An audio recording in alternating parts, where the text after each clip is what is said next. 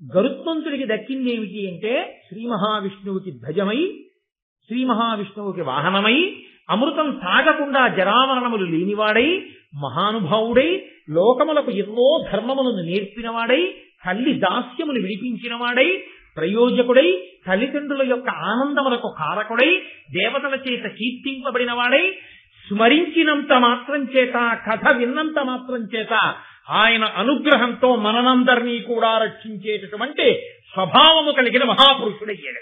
అందుకే ఎక్కడ గరుత్మంతుడి కథ చెప్తారో అక్కడ శ్రీ మహావిష్ణువు దేవతలు కూడా ప్రీతి చెందుతారట.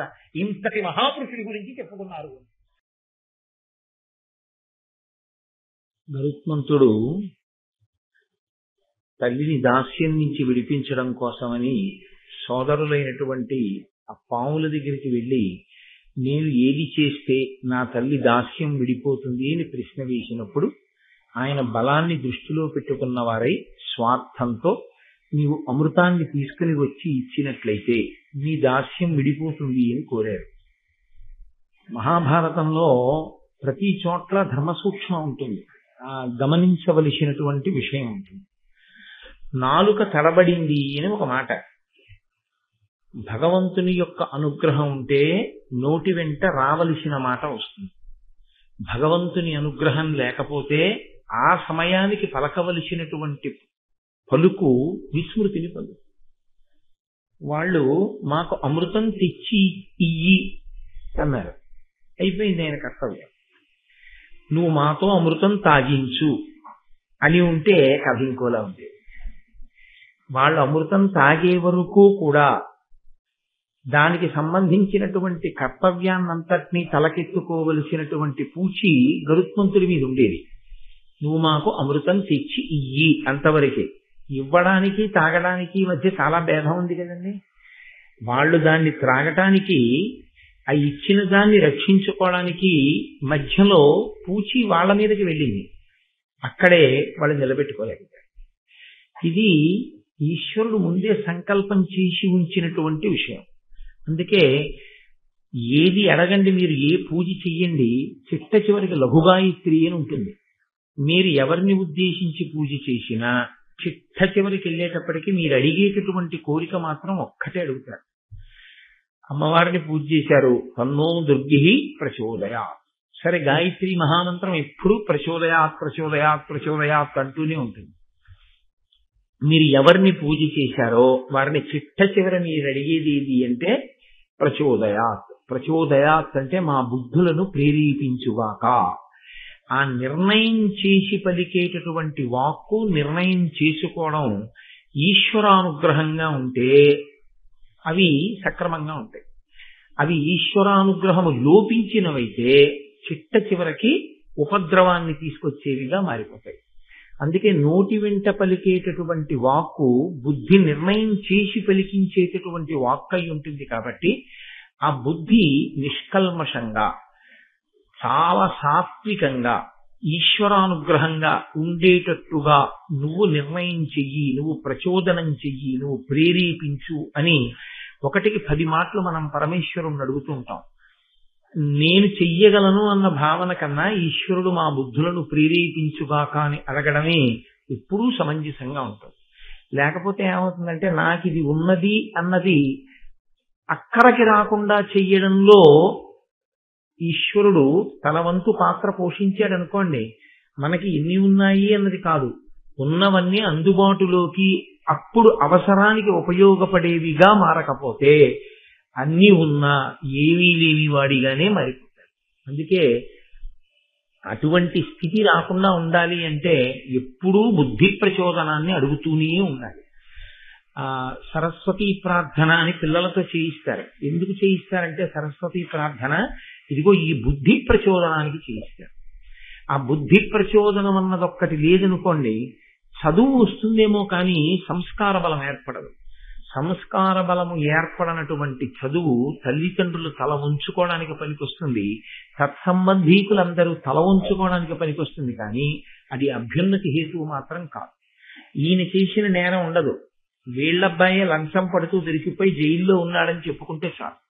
అంతకన్నా అపకీర్తి, అంతకన్నా సిగ్గుతో తల వంచుకోవలసిన స్థితి తల్లిదండ్రులకి ఇంకేం ఉంటుంది? ఆయన పాపం ప్రావిడెంట్ ఫండ్ అమ్మి కొడుకుని చదివించాడు, ఆయన దోషం లేదు. కానీ ఆయన ఎందుకు తల వంచుకోవాలి? ఆయన ఎందుకు క్యారేజీ పట్టుకుని జైలుకి వెళ్ళాలి? ఆ వయసులో ఆయన ఎందుకు లాయర్ దగ్గరికి వెళ్ళి ఆయన ఇన్కమ్ ట్యాక్స్ పాన్ కార్డు చూపించి బెయిల్ అప్లికేషన్ మీద ఆయన ఎందుకు సంతకం పెట్టాలి? అంటే ఆ కొడుక్కి బుద్ధి లేదు, చదువు ఉంది. బుద్ధి ఉంటే ఈయనకి అగచాట్లు వచ్చి ఉండేవి కావు. అందుకే పిల్లలందరితోటి సరస్వతీ ప్రార్థన తప్పకుండా చేస్తారు. అమ్మా, నువ్వు మా బుద్ధులను ప్రేరేపించదవుగాక, దాని వలన సంస్కార బలం ఏర్పడాలి అని. అది లేకపోవడం ఎంత ప్రమాదాన్ని తెస్తుందో, మాట యందు వచ్చేటటువంటి వైక్లభ్యం జీవితాన్ని ఎంత దూరం తీసుకెడుతుందో భారతం మనకి నిరూపణం చేస్తుంది. అందుకే అనవలసిన మాట అనలేకపోవడమే పొందవలసిన ఫలితాన్ని పొందకుండా పోవడం. కుంభకర్ణుడు ఒకటి అడుగుదామని తపస్సు చేశాడు, ఒకటి అడిగాడు, సరస్వతి అనుగ్రహం లేక ఏమయ్యాడు? 6 నెలలు నిద్రపోవడం, 6 నెలలు తింటుండడం. వాక్కు చాలా ప్రధానమైనది. ఈ వాక్కు పిపీలికాది పర్యంతంలో ఇంకా మిగిలిన ప్రాణులకు లేదు, ఒక్క మనుష్య ప్రాణికే ఉంది. కాబట్టి అంత గొప్ప వరాన్ని పొందినటువంటి మనుష్యుడు ఆ వరాన్ని ఎంత జాగ్రత్తగా ఉపయోగించుకోవాలో, ఎంత జాగ్రత్తగా నిలబెట్టుకోవాలో, దాని వలన ఎలా అభ్యున్నతిని పొందాలో మనకి నిరూపణం చేస్తూ ఉంటుంది మహాభారతం 1కి 10 మార్లు. జిహ్వాగ్రే వర్తతే లక్ష్మి, జిహ్వాగ్రే మిత్రబాంధవాః, జిహ్వాగ్రే బంధనం ప్రాప్తి, జిహ్వాగ్రే మరణం ధ్రువం. నోటి వెంట మాట్లాడే మాటల వలన కొన్ని కోట్ల మంది స్నేహితులు అవుతారు. నోటి వెంట మాట్లాడే మాటల వలన కొన్ని కోట్ల మంది శత్రువులు అవుతారు. నోటి వెంట అనకూడని మాట అంటే బంధనము కలుగుతుంది. నోటి వెంట రాకూడని మాట వస్తే మరణమే వస్తుంది. కాబట్టి అభ్యున్నతికి కానీ పతనానికి కానీ వాక్కు చాలా గొప్ప స్థితిని కల్పించగలదు. అటువంటి వాక్కు మనుష్య ప్రాణికి ఈశ్వరుడు అనుగ్రహంగా కృప చేశాడు. దాన్ని సద్వినియోగం చేసుకోవడం మన చేతుల్లో ఉంటుంది. ఆ సద్వినియోగం చేసుకోవడానికి కావలసినటువంటి బుద్ధి ప్రచోదనానికే ఈశ్వరుణ్ణి ఆరాధన చేస్తూ ఉండాలి తప్పకుండా. కాబట్టి ఇప్పుడు ఆయన తల్లి దగ్గరికి వెళ్లి నమస్కారం చేశాడు. తల్లి ఆశీర్వచనం చేసింది. ఆశీర్వచనం కూడా ప్రేమతో నోటి వెంట వెలువడేటటువంటి వాక్కు. ఆ వాక్కుకి శక్తి ఉంటుంది. నోటి వెంట వచ్చిన మాట ఏది ఉందో దానికి ఒక శక్తి ఉంటుంది. మంగళప్రదమైనటువంటి రోజుని చేయవలసినటువంటి పని చెయ్యడంలో మంగళములు ఆవహించి ఉంటాయి. ఏ పని ఎలా చేయాలి, ఏ పని ఎలా చేయడంలో వచ్చేటటువంటి కించిత్ దోషం కూడా ఎంత దూరాలు పెడతాయి అన్నదాన్ని మహాభారతం పరాకు లేకుండా వివరణ చేస్తూ ఉంటుంది. కాబట్టి ఇప్పుడు ఆయన అన్నాడు, అమ్మా నీకు నమస్కరించాను, నువ్వు నాకు ఆశీర్వచనం చేశావు, నేను వెళ్ళి అమృతాన్ని తీసుకుని వస్తాను. కానీ తల్లి నాకు చాలా ఆకలిగా ఉంది. ఆకలితో ఉన్నవాడికి దృష్టి ఏమి నిలబడుతుంది? పైగా దేవతలతో యుద్ధం చేసేటప్పుడు ఒంటికి ఉండవలసింది బలం. బలం ఉండాలి, మనసుకి జవం ఉండాలి. ఈ రెండూ నిలబడాలి అంటే నీరసం రాకుండా ఉండాలి. నీరసం రాకుండా ఉండాలి అంటే కడుపు నిండా తిని ఉండాలి. నువ్వు అమ్మవి కదూ, అందుకని అన్నం గురించి అడిగితే నిన్ను అడగాలి. అమ్మ నాకు కడుపు నిండా తినాలనుంది అంటే ఇన్నాళ్ళు ఆయన అలా తిన్నాడా అన్నది అనుమానాస్పదం. కాబట్టి నేను కడుపు నిండా తినాలనుకుంటున్నాను, నాకు ఆహారం ఎక్కడ దొరుకుతుందమ్మా అన్నాడు. అంటే ఆవిడంది ధర్మము అన్న మాటని ఎలా పట్టుకుని ఉంటారో చూడండి భారతంలో. ఫలానా చోట ఫలానాది ఉంది తినేసి అని సంతోషంలో నా కొడుకు అమృతం తెచ్చేస్తాడు, నాకు దాస్యం పోతుంది కదా అని ఏది పడితే అది చెప్పి దాన్ని నువ్వు తినేసేయని ఆవిడ బోధ చేయలేదు. ఆవిడ పరమ ధార్మికమైనటువంటి మాట ఒకటి చెప్పింది. సముద్రంలో బోయలు ఉన్నారు, వారు నిషాదులు. వారు ధర్మమును తప్పి ఉగ్రమైనటువంటి స్థితిలో ఉన్నారు. ఆ ఉగ్రమైన స్థితిలో వారు సముద్ర గర్భంలో ఉంటూ భూమి మీదకి వచ్చి భూమి మీద ధర్మాన్ని పట్టుకున్న వాళ్ళని శనకుతున్నారు. కాబట్టి నీవు సముద్ర గర్భంలో ఉన్నటువంటి ఆ నిషాదుల యొక్క సంఖ్య అపరిమితం. ఇంత అంత అని చెప్పడానికి వీల్లేదు, అంతమంది ఉన్నారు. ఆ సముద్రంలో ఉన్న వాళ్ళని ఒక క్షణంలో తిని అన్నాడు. అంటే ఎంతసేపట్లో తింటాడో అంతమంది, లెక్కలేనంతమంది నిషాదుల్ని ఆయన ఎంతసేపట్లో తినగలడో ఆవిడికి తెలుసు. శాస్త్రంలో ఒక చిత్రమైనటువంటి విషయం, లక్ష్మీ కటాక్షములకు పురుషుడు రెండిటిని కలిగి ఉండాలి అని చెప్తారు ప్రయత్నపూర్వకంగా. నిశ్శబ్దంగా, మనసు స్థిమితంగా, తను ఏం తింటున్నాడో పరాకుతో పరమేశ్వరుణ్ణి స్మరణ చేస్తూ యజ్ఞం దగ్గర కూర్చున్నవాడు ఎలా కూర్చుంటాడో అలా కూర్చొని, అందుకని భోజనం చేసేటప్పుడు చొక్కా బనీలు వేసుకోడు. ఎందుకంటే యజ్ఞం చేసేటటువంటి వాడు అలా వేసుకోడుగా. మౌనంగా, మౌనంగా అంటే నీకేం కావాలంటే అడగడం మానేసినవి కాదు నా ఉద్దేశ్యం. దానికి సంబంధించినవి మాత్రం మాట్లాడుతూ త్వరగా భోజనం చెయ్యాలి. స్నానం చేసేటప్పుడు చాలా నిదానంగా, నెమ్మదిగా, పరాకుగా చక్కగా స్నానం చెయ్యాలి. పురుషుడిని లక్ష్మి అనుగ్రహించడానికి ఈ రెండు ప్రధాన కారణాలుగా చెప్తారు. అవి శౌచమునందు ఈ రెండు పాటిస్తూ ఉండాలి అని. కాబట్టి ఆవిడ క్షణమునందు తిను. ఆహారమునందు ఉండేటటువంటి లక్షణం ఏమిటంటే లౌల్యము అని ఒకటి ఉంటుంది. లౌల్యము అంటే అనుభవిస్తూ తినుట. ఒక లడ్డూ ఇచ్చారనుకోండి, చాలా బాగుందండి అని ఆయన 2 ముక్కలు చేసుకుని చక్కగా తినేస్తాడు ఒక ఆయన ఇంత ముక్క విరుచుకొని నోట్లో వేసుకుని గంట సేపు చప్పరిస్తూ తింటూ ఉంటాడేం, పళ్ళు లేక కాదు, అది ఆస్వాదన అంటారు. అంటే ఈ పదార్థం అయిపోతుందేమో అందుకని దాన్ని అదే పనిగా అలా ఆస్వాదిస్తూ ఉండుట, అది లౌల్యమునకు గుర్తు. అందుకని ఆ లౌల్యముతో ఉండకు.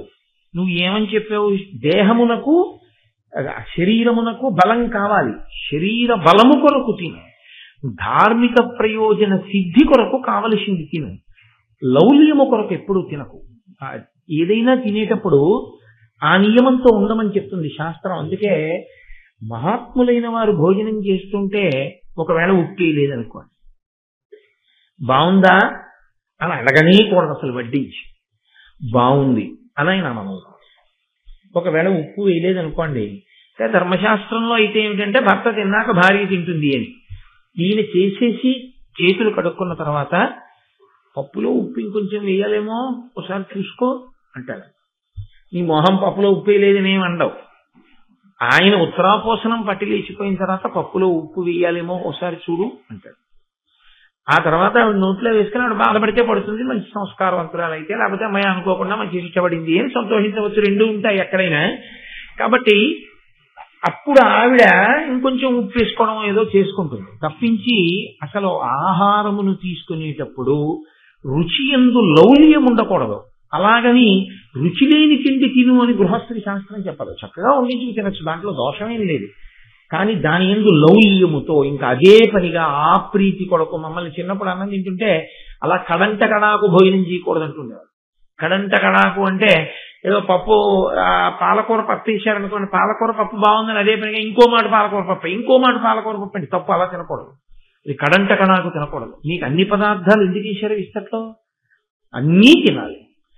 అంతేకాని ఏదో ఒకదాని యందు లౌల్యముతో ఉండకూడదు, మంచిది కాదు, జీవితంలో అలా ఉండకూడదు అనేవారు. కడంట కడాకు తినకు. దాన్ని మహాభారతం సూక్తులను వివరణ మనకి అద్భుతమైనటువంటి ఉపాఖ్యానములుగా చూపిస్తూ ఉంటుంది. కాబట్టి క్షణకాలమునందు తినేసి బయలుదేరు. కానీ ఒక్కటి జ్ఞాపకం పెట్టుకో, అందులో బ్రాహ్మణుడు ఉండవచ్చు. ఎంతమంది చెడ్డ వాళ్ళ మధ్యలోనైనా బ్రాహ్మణుడు ఉండవచ్చు. బ్రాహ్మణుడు అనగా ఎవరు అని మీరు నన్ను అడగవలసి వచ్చింది అనుకోండి. ఎందుకంటే అంత పెద్దపీట వేస్తుంది శాస్త్రం అంటే, నేను మీతో మనవి చేసింది అదే మొన్న. చెడిపోయినా బ్రాహ్మణుడు గురించే చెప్తుంది, గొప్పగా ఉన్నా బ్రాహ్మణుడు గురించే చెప్తాయి పురాణాలు. ఎందుకనంటే అన్నీ బాగుండి మెదడు బాగుండకపోతే ఏమిటి ఉపయోగం. బ్రాహ్మణుడు తాను శాస్త్రాధ్యయనం చేసి 10 మందికి మార్గం చెప్పాలి. అటువంటి వాడు పాడైతే ఆయనకు అదే చెప్తుంది, అటువంటి వాడు మంచివాడిగా ఉంటే ఆయన గురించి చెప్తాడు. అది బాగుంటే మిగిలిన అన్నీ బాగుంటాయి. కాబట్టి ఇప్పుడు ఆవిడంది అందులో ఎక్కడో ఒక బ్రాహ్మణుడు ఉండవచ్చు. నువ్వు బ్రాహ్మణుణ్ణి కూడా మింగేశావని ఏమిటో తెలుసా గుర్తు? ఈ గాలమని వేస్తారు చేపల్ని పట్టడానికి. గాలమునకు పైన వానపాము ముక్కను ఒక దాన్ని తుడుగుతారు, దాన్ని ఎర్ర అంటారు. దాని మధ్యలో ఖాళీ ఉంటుంది కదండి వానపాముకి, అందులో దాన్ని ముక్కలు కోసి ఆ ముక్క ఏం చేస్తారంటే ఇలా ఉంటుంది ఆ సూది కొక్కెల్లాగా, దానికి ఎక్కిస్తారు. ఎక్కించి నీటిలో వదిలిపెడితే లోపల ఉన్న సూది కనపడదు, ఆ వానపాము ఒకటే కనపడుతుంది. కనపడి చాప ఏం చేస్తుందంటే కొరుకుతుంది. కొరికితే లోపల ఉన్న సూది కంఠంలో గుచ్చుకుపోతే గిలగిల్లాడుతుంది. అది గిలగిల్లాడితే పైన తాటికి కట్టినటువంటి తేలుతున్న పేకబెత్త ముక్క కదులుతుంది. అది కదిలితే కింద చాప కొరికిందని గుర్తు. ఆయన ఇలా అంటాడు, అంటే కుక్కెంతో సహా చాప వచ్చి ఒడ్డున పడిపోతుంది. ఏ ఇంద్రియ లౌల్యమునకు ఆహార లౌల్యమునకు చేప కొరికిందో ఆ లౌల్యము వలననే చేప ఆహారం అయిపోతుంది జాలకి.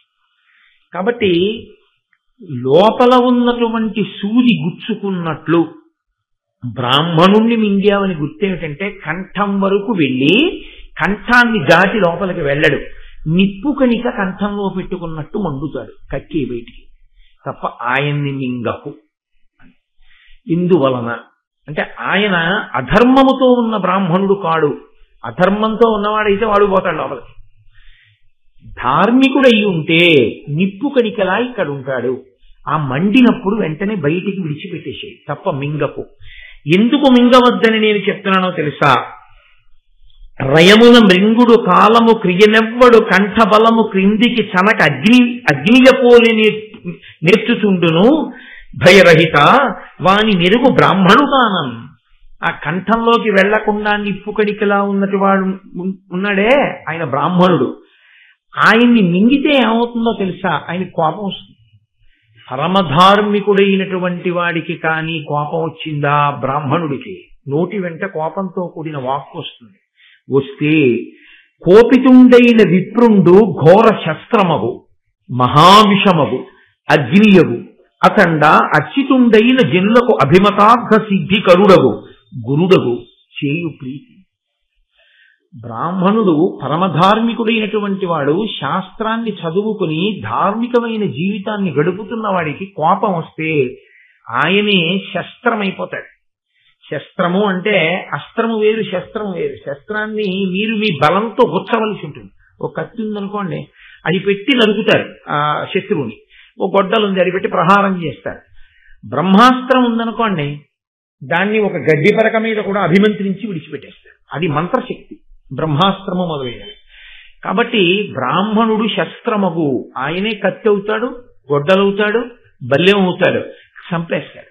కాబట్టి కోపం వచ్చిన బ్రాహ్మణుడు శస్త్రమగు మహావిషమగు, ఆయనే లోపలికి వెళ్ళి బ్రాహ్మణుణ్ణి తినేసిన పాపం కట్టి కుడిపి విషం అయిపోయి చంపేస్తాడు.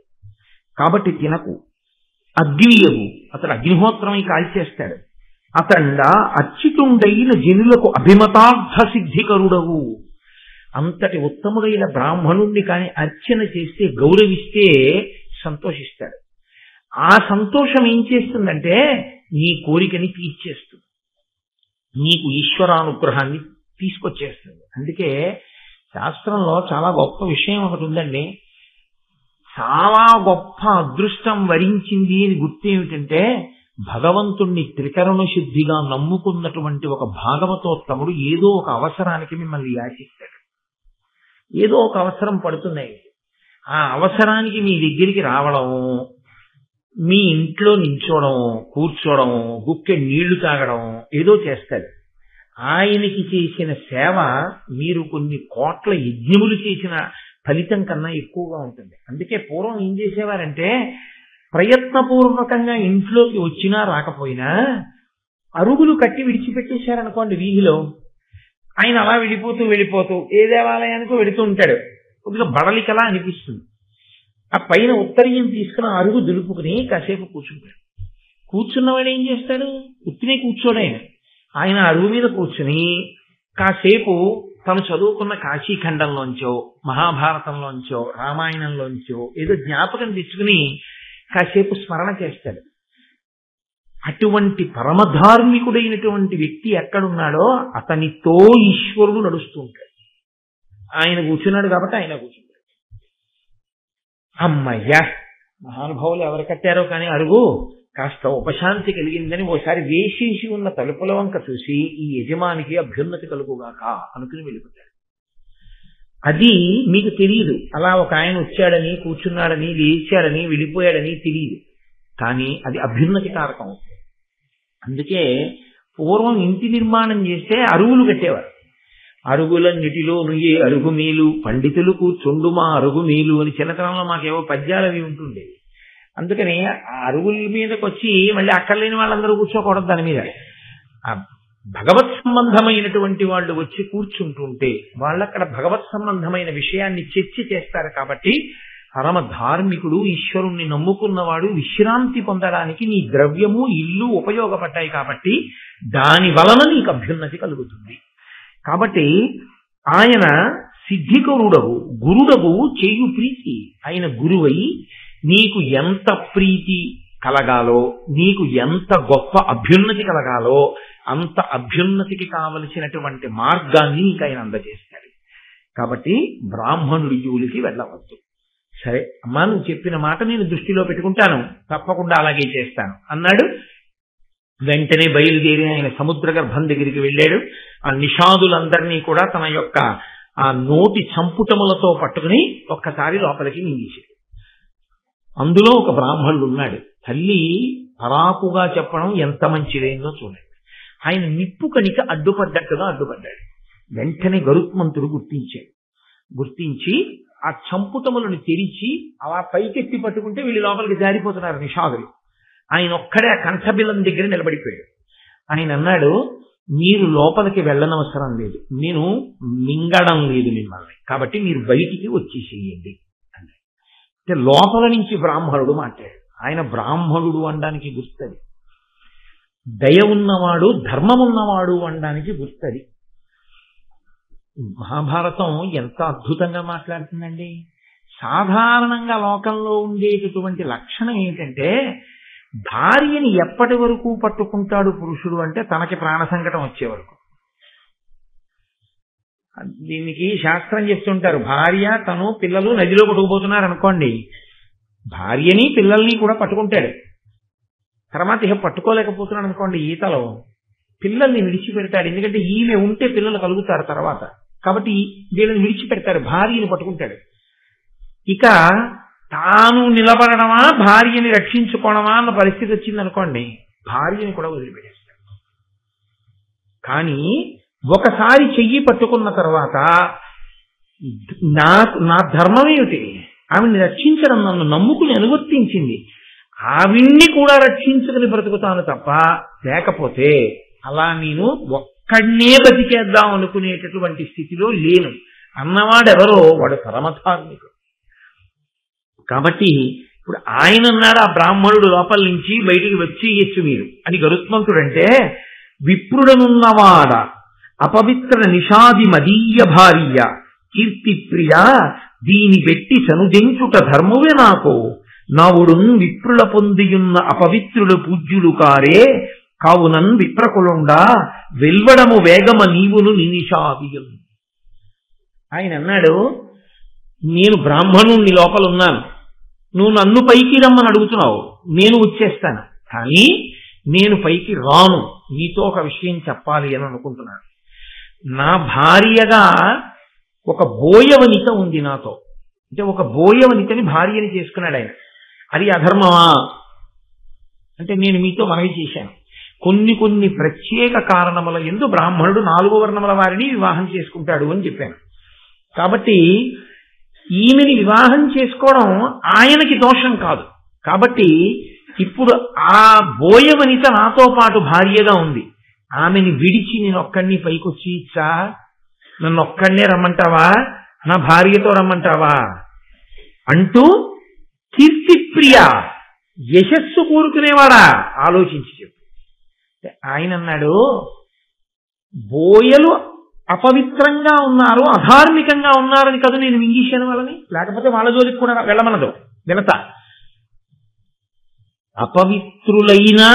పవిత్రులైన వారితో కలిసి ఉన్నవారు ఎప్పటికో అప్పటికి పవిత్రులై తీరుతారు. అది శాస్త్రంలో ఉండే రహస్యం. ఉత్తర క్షణం పోయేవి కొన్ని ఉంటాయి, మెల్లమెల్లగా పోయేవి కొన్ని ఉంటాయి. ఎందుచేత అంటే, మీరు ఒక కట్టెని తీసుకెళ్లి పొయ్యిలో పెట్టారనుకోండి, కట్టె చివరి భాగం కాలిపోతుంటుంది.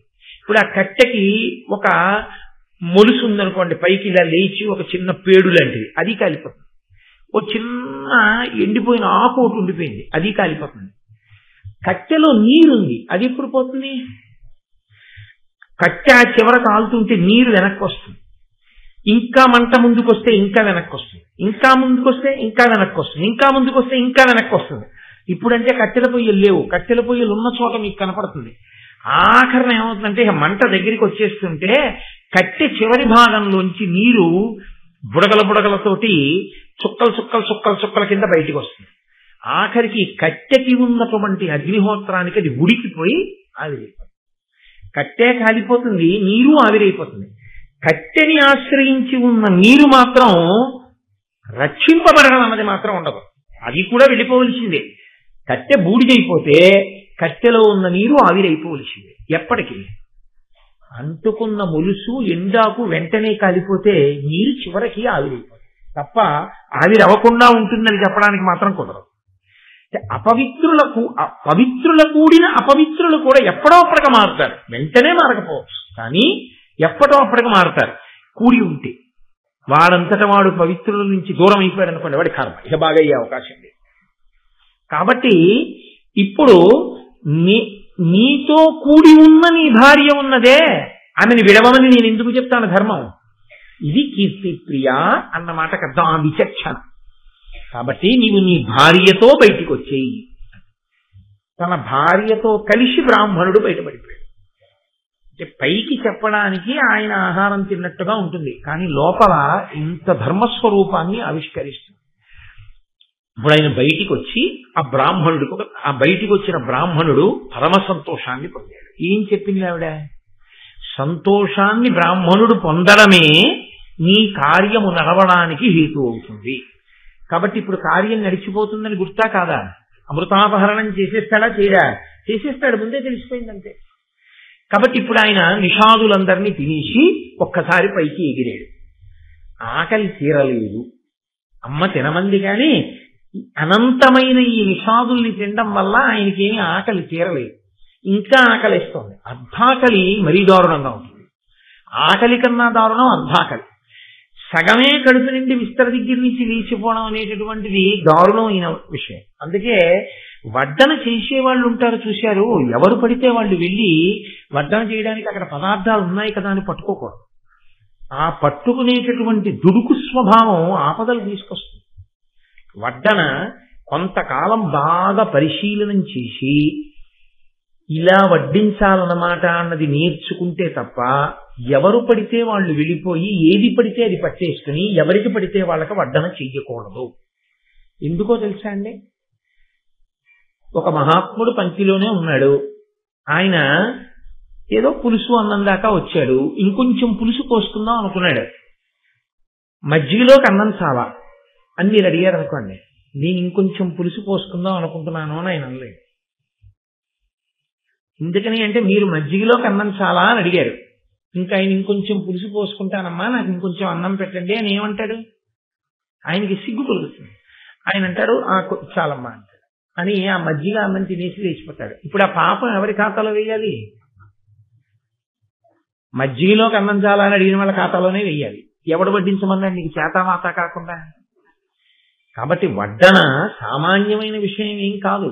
అది అంత జాగ్రత్తగా అంత ప్రేమతో వడ్డించడం అనేటటువంటి మర్యాద తెలిసి ఉండాలి. తెలిసి ఉంటేనే వడ్డించాలి. ఆయన తినగలిగిన దానికన్నా అదే పనిగా వడ్డించకూడదు, చాలా ఇబ్బంది కలుగుతుంది. భోజనం చేసేవాడికి కలుపుకున్నది తినడం మీద అవకాశం ఇవ్వాలి, కానీ ఇంకా బతుకంతా పప్పు దగ్గర నుంచి మజ్జిగ వరకు చెయ్యడ్డు పెట్టి అమ్మ వద్దండి వద్దండి వద్దండి అండంతోనే సరిపోతే ఇంకా తినేది. ఇప్పుడు అందులో చేతుల విషయంలో వచ్చేటటువంటి లక్షణం ఏమిటో తెలుసా అండి? ఈ చెయ్యో పనిచేసి ఈ చెయ్యో పని చేయదు. తిరిగితే రెండు ఇలా తిరగాలి, ఇది ముందుకు తిరుగుతూ దీన్ని వెనక్కి తిరగమనండి. ఇప్పుడేం చేయకండి, ప్రయోగం తిరగదు. మీరు ఈ చెయ్యి ఇలా ఇలా అంటుంటే ఇది కలిపి ఇలా ముద్దెట్టదు, ఊరుకుంటుంది. మీరు అదే పనిగా ఆయనకి వడ్డించడానికి వెళ్ళిపోతున్నారు అనుకోండి, ఆయన ఇలా అండంతో ఆయన బతుకు సరిపోతుంది. పక్కవాడు మజ్జిగలోకి వస్తాడు, ఆయన ఏం చేయాలి? పప్పులో అన్ని నంచుకుని మజ్జిగ వస్తుంది. ఎవరికి వెయ్యాలి ఈ పాపం? ఇప్పుడు అతి ప్రేమతో అనేక మార్లు వడ్డనకు వచ్చిన వాళ్ళ ఖాతాలోనే వేయవలసింది.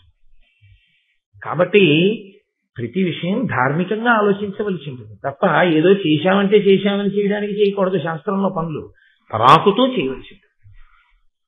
నువ్వు అన్నీ అలాగే చెప్తావయా వడ్డన దగ్గర నుంచి శాస్త్రం అంటావా అనుకోకండి, నేను ఉన్నమాట చెప్తున్నానంటే. కాబట్టి ఆయనకి కడుపు నిండలేదు. అమ్మ చెప్పింది తినమని, తినేశాడు. మళ్ళీ అమ్మ దగ్గరికి వెళ్ళిపోవడం ఎందుకు, నాన్నగారిని అడుగుదాం ఈసారి అందుకని చెప్పి ఈయన ఆ దగ్గరలోనే ఉన్నటువంటి కశ్యప ప్రజాపతి దగ్గరికి వెళ్ళాడు.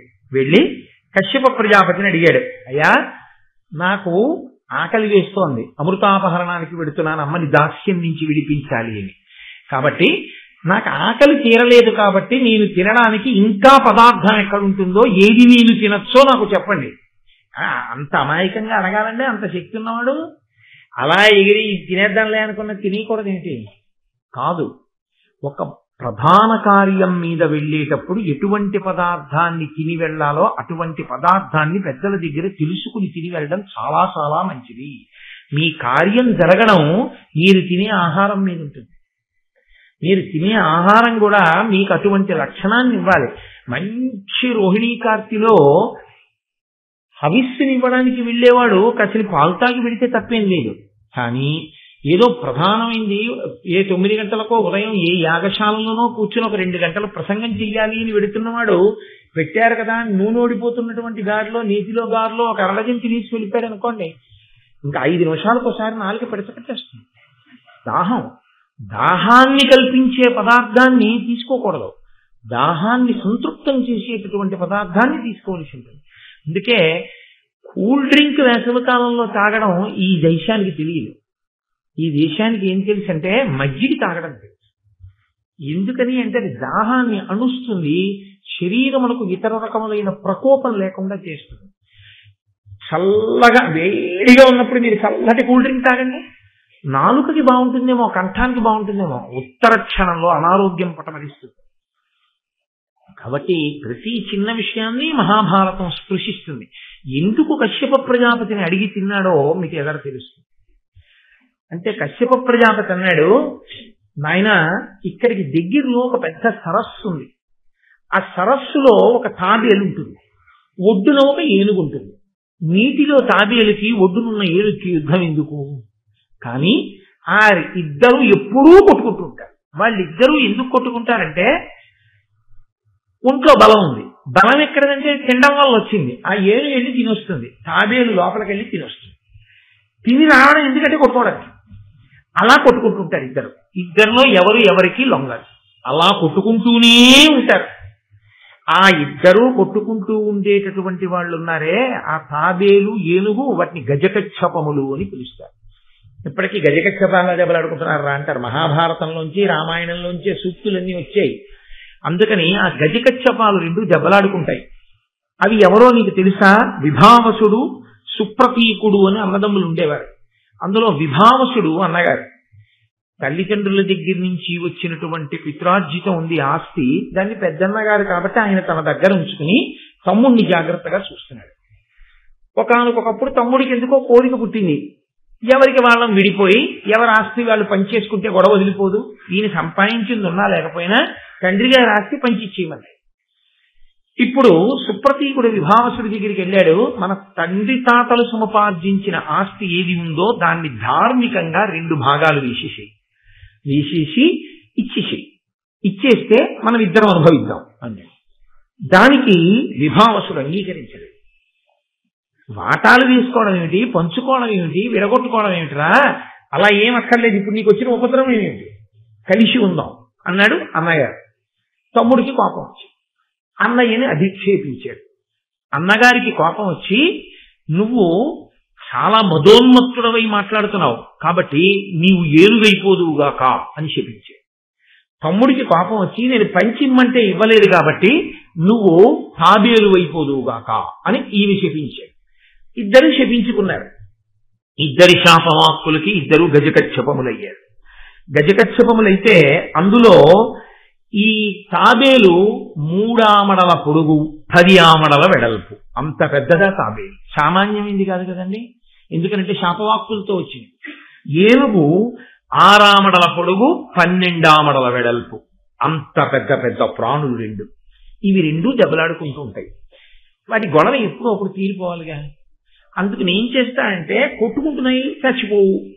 కాబట్టి పరిష్కారం లేని ఈ సమస్యకి పరిష్కారం నువ్వు చేసి నువ్వు వెళ్ళి తిని వాళ్ళిద్దరు గొడవ. అంటే ఆయన నాడు చాలా సంతోషం నాన్నగారు, నేను తినేస్తాను. ఇప్పుడు ఆయన వెళ్ళాడు వాటిని తినేయడానికి. అది పెద్ద విషయం ఏం కాదు, ఇంక గరుత్మంతుడికి తినేస్తాడు. కానీ కశ్యప ప్రజాపతి ఎందుకు చెప్పినట్టు ఈ విషయాన్ని, దీన్ని మీరు చాలా జాగ్రత్తగా గుర్తుపెట్టుకోవాల్సింది. ఎందుకు ఎడుతున్నాడు గరుత్మంతుడు? అమృతాపహరణానికి వెళ్తున్నాడు. అమృతాపహరణం ఎందుకు చేస్తున్నాడు? అన్నల కోసం చేస్తున్నాడు. అన్నలు ఎందుకు అడిగారు అమృతాన్ని? గరుత్మంతుడికి దాస్యం పోవాలంటే అమృతం తెమ్మన్నారు. అమృతం ఎందుకు వాళ్ళకి అంటే, గరుత్మంతుడు దొరికాడు కాబట్టి తేరగా అమృతం తాగేసి బతికేద్దాం. ఇందులో ఒక విషయం ఒకటి ఉంది అని మీరు గుర్తించవలసి ఉంటుంది. ఎప్పుడైనా కలిసి ఉన్న వాళ్ళు విడిపోవడం అన్న మాట తెచ్చుకోకూడదు. కలిసి ఉన్న వాళ్ళు విడిపోనామన్న మాట మీద విడిపోవలసి వస్తే అత్యంత మర్యాదతో అత్యంత ప్రేమతో విడిపోవడం అనేది జరిగిందనుకోండి, ఇద్దరూ వృద్ధిలోకి వస్తారు. అలా కాకుండా పోరుబాట వలన విడిపోయారనుకోండి, ఇద్దరూ వృద్ధిలోకి రారు. ఎందువలన అంటే, దెబ్బలాడుకుని విడిపోవడం అంటూ ఒకసారి జరిగిన తర్వాత ఇంకా తర్వాత మళ్ళీ ఆ కారణం పూర్తయిపోయింది కదండి, దెబ్బలాటో ఏదో ఒకటి విడిపోయాం కదండి, అది ఇంకిక్కడి నుంచి కలిసి ఉందామన్నది కుదిరేది కాదు. ఆ తర్వాత కూడా గట్టి పొడుపులే ఉంటాయి. మిగిలేది ఏమిటంటే ఇంకా జాతి వైర్యం ఏర్పడిపోయి ఆ కుటుంబానికి ఈ కుటుంబానికి, ఈ ఇంటి మీద పక్షి ఆ ఇంటి మీద వాలదు, నిష్కారణంగా శత్రుత్వాలు ప్రబలిపోతాయి. అందుకే భూమిని పంచుకోండి, అధికారాన్ని పంచుకోండి, నీటిని పంచుకోండి, ఇంట్లో ఉన్న వస్తువుల్ని పంచుకోండి. ఏది పంచుకున్నా ప్రేమతో పంచుకుంటే ఇబ్బంది ఉండదు. పోరుతో పంచుకున్నది కలిసి రాదు. ఇద్దరికి పోరు నష్టం, పొందు లాభం. మనకి శాస్త్రం చెప్తోంది. అలా ఐశ్వర్యం కోసం దెబ్బలాడుకున్న ఇద్దరు నీకు ఆహారం అవుతున్నారు. శరీరాలు విడిచిపెట్టారు, గజకచ్చపాలయ్యారు. ఈ వైరాన్ని మళ్ళీ పట్టుకెళ్లారు. ఆ శరీరాల్లో వెళ్ళిపోయినా ఈ వైరాన్ని పట్టుకెళ్ళిపోయారు. జీవుడు వాసన పట్టుకెళ్ళిపోయాడు. పట్టుకెళ్ళిపోయి కొట్టుకుంటూనే ఉన్నారు. ఇప్పుడు ఏమైనా ఐశ్వర్యాలు ఉన్నాయా పంచుకోవడానికి? వాళ్ళకి లేవు. పోరు తలకెక్కి ప్రాణాలు విడిచిపెడితే, శరీరాలు విడిచిపెట్టి ఇంకొక జీవుడైపోయినా దెబ్బలాట్లు మాత్రం మిగిలిపోతాయి. వాటికి అంతం ఎక్కడంటే, ఇద్దరూ మళ్ళీ ప్రాణాలు విడిచిపెట్టేయండి. ఇద్దరూ ఒకే రకమైన భయంతో ప్రాణం వదిలేరు. కాబట్టి ఇద్దరిని నువ్వేం చేయాలంటే, చిరోకాలతో పట్టుకుని పైకెత్తి నువ్వు తీసుకెడితే అప్పుడు ఇద్దరికీ ప్రాణ సంకటం వస్తుంది. వచ్చి వాళ్ళిద్దరూ కొట్టుకు చావడం వేరు, ఇద్దరూ కలిసి మూడో వాడి చేతిలో చస్తున్నారు అనుకోండి, అప్పుడు ఇద్దరిలో బుద్ధి వస్తుంది. ఇద్దరం దెబ్బలాడుకుని ఎంత పని చేశాను రా, ఇద్దరం కలిసి ఉంటే వీడిగా పట్టుకోగలరా మమ్మల్ని అన్న భావన వస్తుంది. దానివల్ల ఆ వైరం అక్కడతో పోతుంది. చచ్చిపోయే ముందు ఆ భావన వచ్చింది కాబట్టి వాళ్ళని తిని ఈ గొడవ వదిలిపోతుంది అని చెప్తే అందుకు బయలుదేరాడు గరుత్మంతుడు. ఇప్పుడు ఆయనకి ఒక విషయం అర్థమవుతుంది కదా, తనంత తాను పోరుబాట పట్టలేదు. వాళ్ళు అడిగారు అమృతం తెమ్మని, కాబట్టి తాను తెస్తున్నాడు. ఎవరు విషతుల్యమైనటువంటి ఆలోచనతో ఉన్నాడో వాడు అభ్యున్నతిని పొందలేడు. కాబట్టి ఇప్పుడు ఆయన బయలుదేరాడు. వెళ్ళి ఆ సరోవరంలో ఉన్నటువంటి గజకచ్చపాల్ని రెండింటిని రెండు పాదములతో రెక్కలతో కొట్టాడు. కొట్టగానే అవి రెండు హతాశులైపోయాయి. ఇక ప్రాణములతో ఉన్నాయా అన్నమాట అసలు చర్చ కాదు. రెండింటిని రెండు కాళ్లతో పట్టుకున్నాడు. పట్టుకుని పక్షికి అదొక లక్షణం ఉంటుంది, అది రెండు కాళ్లతో పైకెత్తి పట్టుకెళ్ళి హాయిగా ప్రశాంతంగా కూర్చుని తినడానికి అనువైనటువంటి ప్రదేశానికి పట్టుకెళ్ళి, అది చాలా భయంకరంగానే ఉంటుంది. చచ్చిపోతే గొడవలేదు, కానీ పాదానికి ఉన్నటువంటి గోళ్లకి చిక్కి అది అకస్మాత్తుగా గాలిలో తీసుకెళ్లిపోతుంది అనుకోండి. అంత దగ్గరగా తన మృత్యుదేవతని చూస్తూ ఇదే ఇప్పుడు కొట్టి చంపుతుందని తెలిసినప్పుడు నిజంగా ప్రాణి పొందేటటువంటి వేదన అలా ఇలా ఉండదు.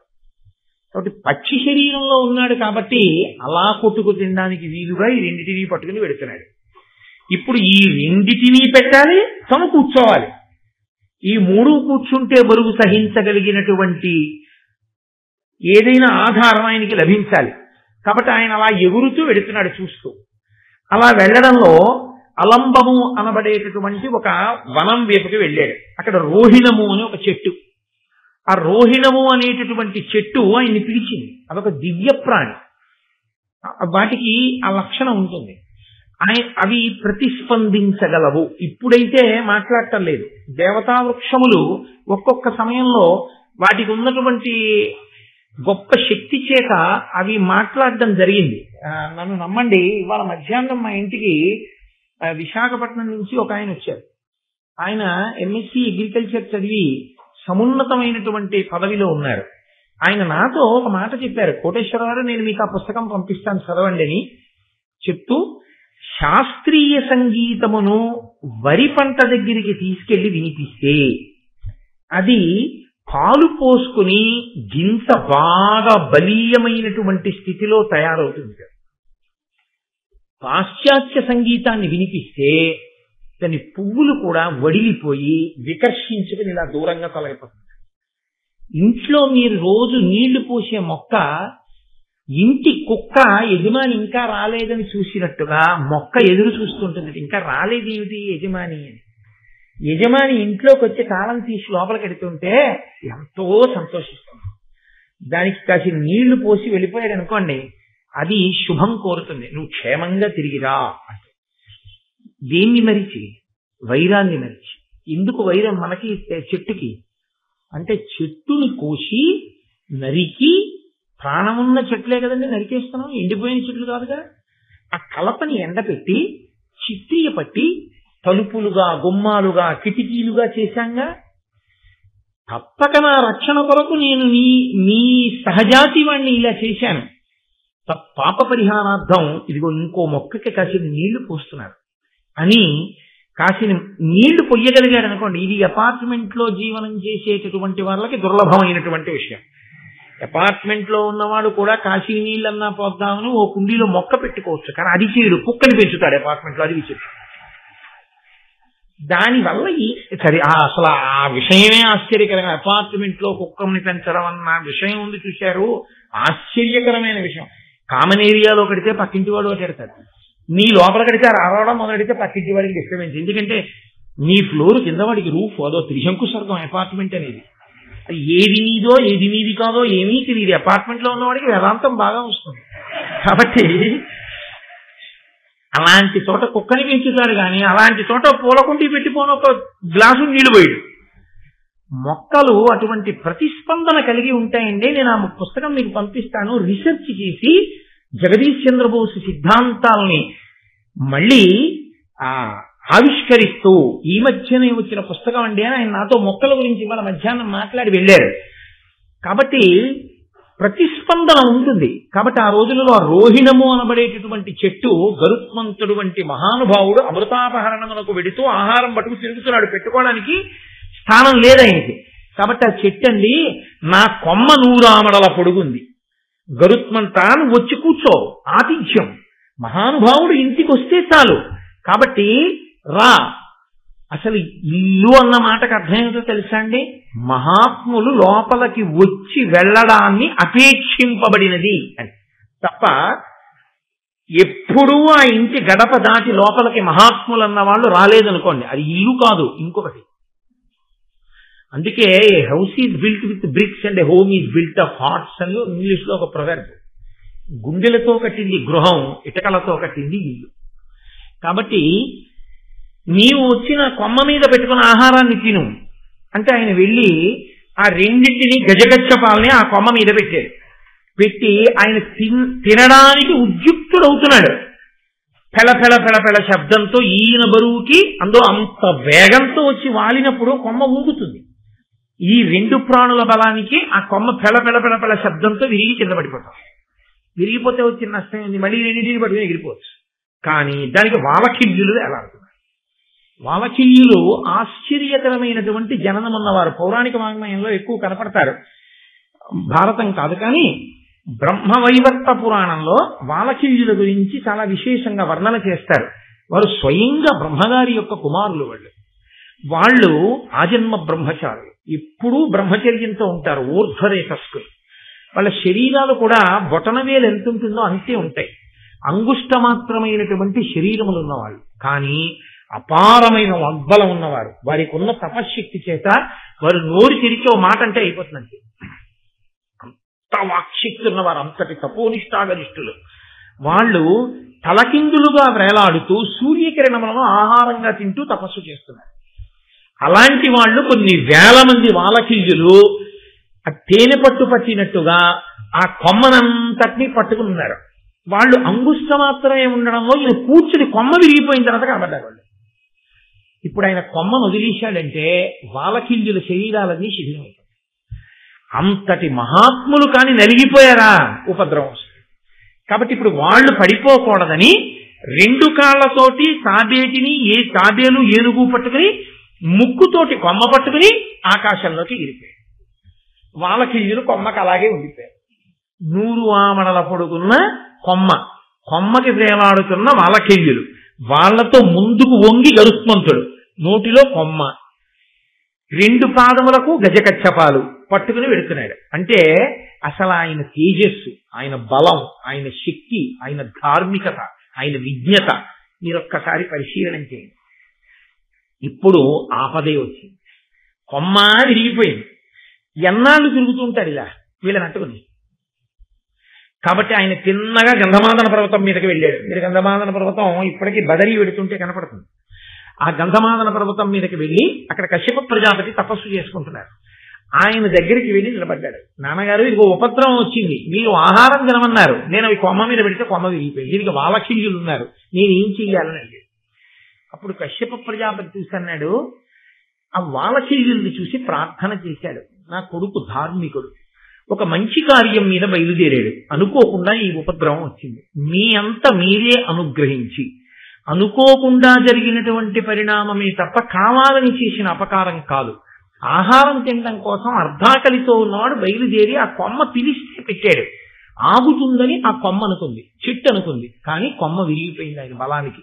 కాబట్టి మీరే ఆ కొమ్మని విడిచిపెట్టి కిందకి దిగిపోయి ఆయన భూమికి బాగా దగ్గరగా కొమ్మని తీసుకొస్తాడు. మీరు భూమి మీదకి దిగిపోండి, దిగిపోయి వేరొక ప్రదేశానికి తపస్సు చేసుకోవడానికి వెళ్ళిపోండి. అప్పుడు నా కొడుకు ఈ 2 ప్రాణులను తీసుకుని ఎక్కడో పెట్టుకుని తింటాడు.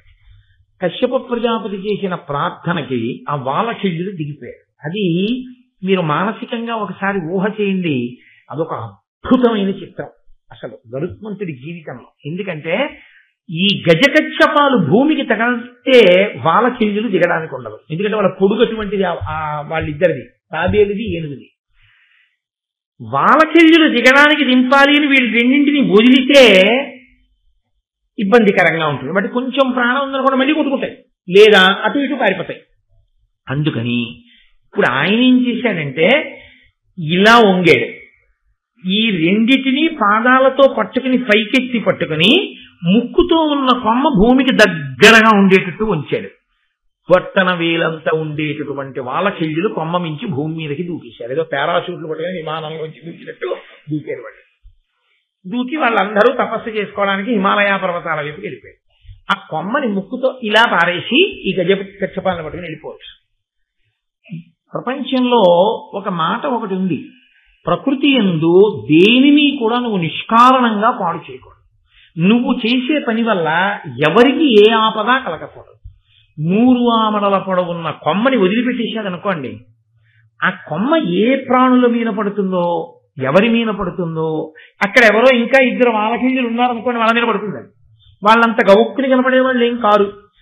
అందుకని ఆయన ఎంత ధార్మికుడో చూడండి. ముందు అర్ధాకలితో ఉండి తాను తినడం కన్నా తాను దేనికి ఎక్కువ ప్రాధాన్యత ఇచ్చాడంటే ఆయన అన్నాడు, ధరణీసుర విరహితమగు అరణ్య దేశంబు నాకు నానతియుండు ఈ తరుశాఖ విడువవలయును కరము నిరోధమిది ఎనినా కశ్యపుడనియన్. నాన్నగారండి, బ్రాహ్మణులు లేనటువంటి ప్రదేశాన్ని నాకు చెప్పండి అన్నాడు. ఎందుకు ఆ మాట చెప్పాలి అంటే, బ్రాహ్మణులు లేకపోతే మిగిలిన వాళ్ళు ఉంటే కశ్యపత్యం ఏంటండి అని కాదు దాని ఉద్దేశం. బ్రాహ్మణుడన్నవాడు ఒక్కడూ లేని చోట మిగిలిన వాళ్ళు ఉన్నారు అంటే అది కేవలము జాతి చేత బ్రాహ్మణుడని కాదు దాని అర్థం. పరమ ధార్మికుడై శాస్త్రం చదువుకుని 10 మందికి చెప్పేవాడు ఒక్కడూ లేకుండా అందరూ ఉంటున్నారంటే ధర్మం మీద అనురక్తి లేని వాళ్ళు ఉన్నారని.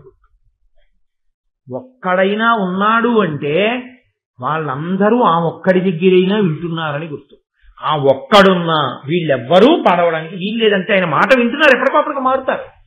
కాబట్టి చావడానికి వీల్లేదు. కాబట్టి ఒక్క బ్రాహ్మణుడు కూడా లేకుండా ఉండే ప్రదేశం ఏదైనా ఉంటే చెప్పండి, అక్కడ పారేస్తాను పట్టుకెళ్ళి కొమ్మ. అందుకే ఒంటి బ్రాహ్మణుడు ఎదురొస్తే దుశ్శకునం అండి అంటారు. ఒంటరి బ్రాహ్మణుడు ఎదురొస్తే దుశ్శకునం ఎందుకో దుశ్శకునమో తెలుసా అండి? నిజంగా శాస్త్రాలను చదువుకుని అనేక విషయములను తెలుసున్నటువంటి మహాత్ముడు అలా వెళ్ళిపోతున్నాడు అనుకోండి, ధావళి కట్టుకుని గుళ్ళోకి వెళుతున్నాడు. ఆయన వెళుతుంటే ఆయన మీకు ఒక్కడూ దొరకడం అంత తేలికైన విషయం ఏం కాదు. ఆయన అలా ఏం దొరకడు అస్తమానం.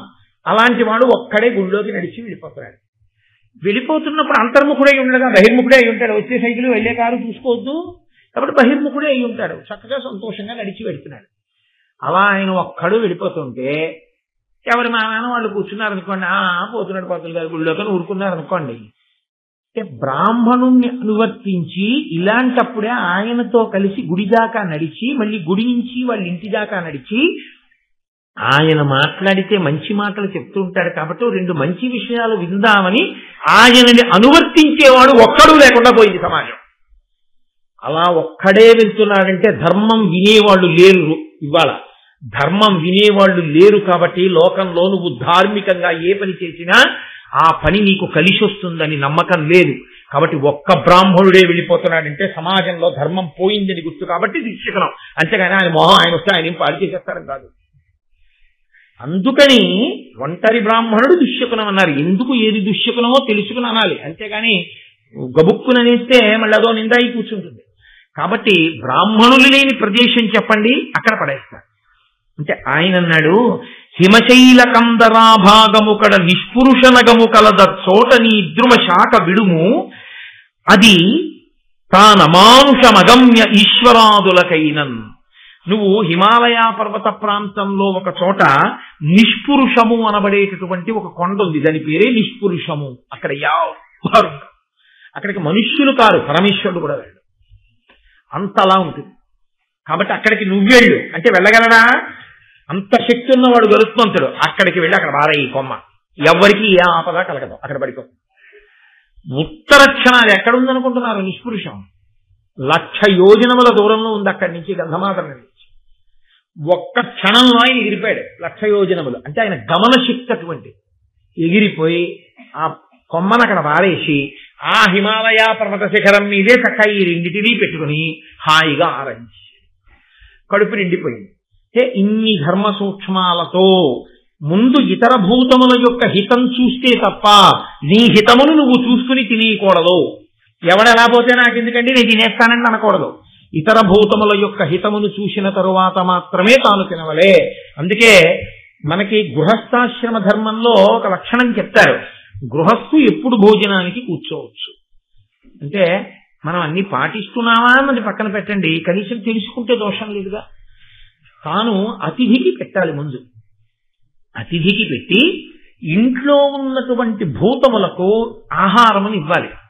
బయట ఉండేటటువంటి పక్షులు, కుక్కలు, కాకులు మొదలైనటువంటి వాటికి కొంత భాగాన్ని పడేయాలి. పిడత తీసి విస్తట్లో పెట్టమని శాస్త్రాలలో లేదు, అలా పెట్టకూడదు. పిడతలు పెట్టడం అన్నది ఒక్కసారి, అది ఇంట్లో అస్తమానం ప్రతిరోజు పిడతలు పెట్టుకునే సంప్రదాయం పెట్టుకోకూడదు. తన భోజనానికి ముందే ఇమ్మని చెప్పిందంటే ధర్మశాస్త్రంలో.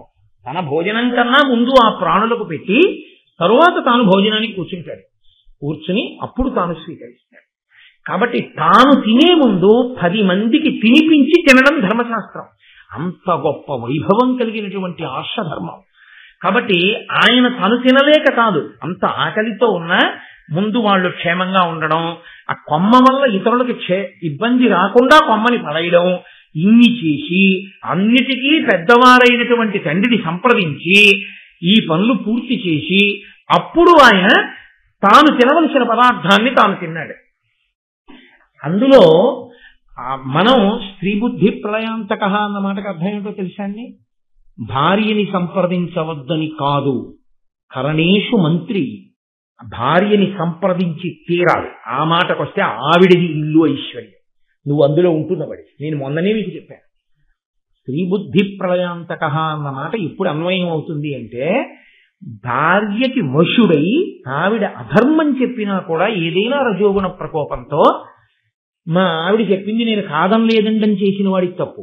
ఒక్కొక్కసారి తను పొరపాటుగా ఆలోచించవచ్చు, భార్య బాగా ఆలోచించి వద్దండి అలా చేయకండి అని చెప్తుంది, వినాలి. ఒక్కొక్కసారి భార్య పొరపాటు పడుతుంది, తప్పు, నువ్వు అలా అనకు, ఇది ధర్మం కదూ అందుకని ఇలా చేద్దాం, బాగుందండి మీరు చెప్పింది చెయ్యండి అంది, అప్పుడు అలా చెయ్యాలి. ఇద్దరూ కలిసి నిర్ణయించుకునే చెయ్యాలి తప్ప అసలు భార్యని సంప్రదించనేకూడదు, భార్యని సంప్రదించి చేసినవి ప్రళయం తెస్తాయి అని ఏ శాస్త్రంలోనూ చెప్పలేదు.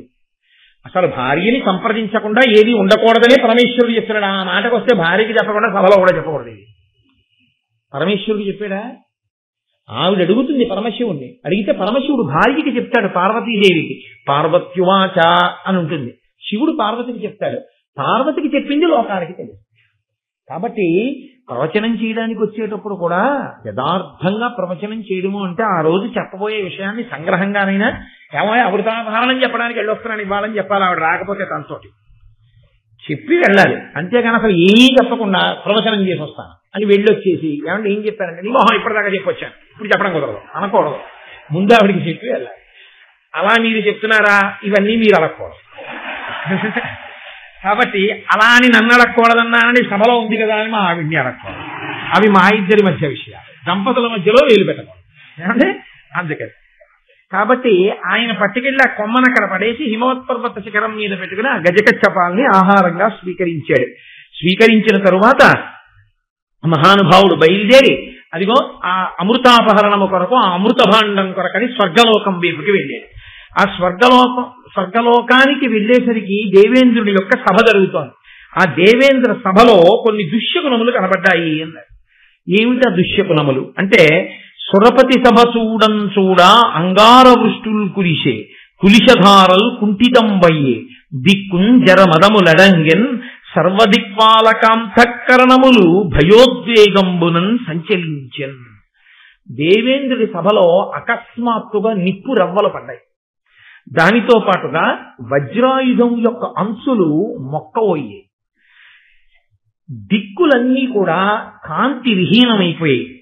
అకస్మాత్తుగా దిక్పాలకుల యొక్క మనస్సుల్లో భయము ఉద్వేగము కలిగి వెంటనే దేవేంద్రుడు బృహస్పతి వంక చూశాడు. గురువు గారిని సంప్రదిస్తూ ఉంటాడు ఇంద్రుడు, లోకానికి ఒక పాఠం నేర్పడానికే చేస్తాడు ఏది చేసినా.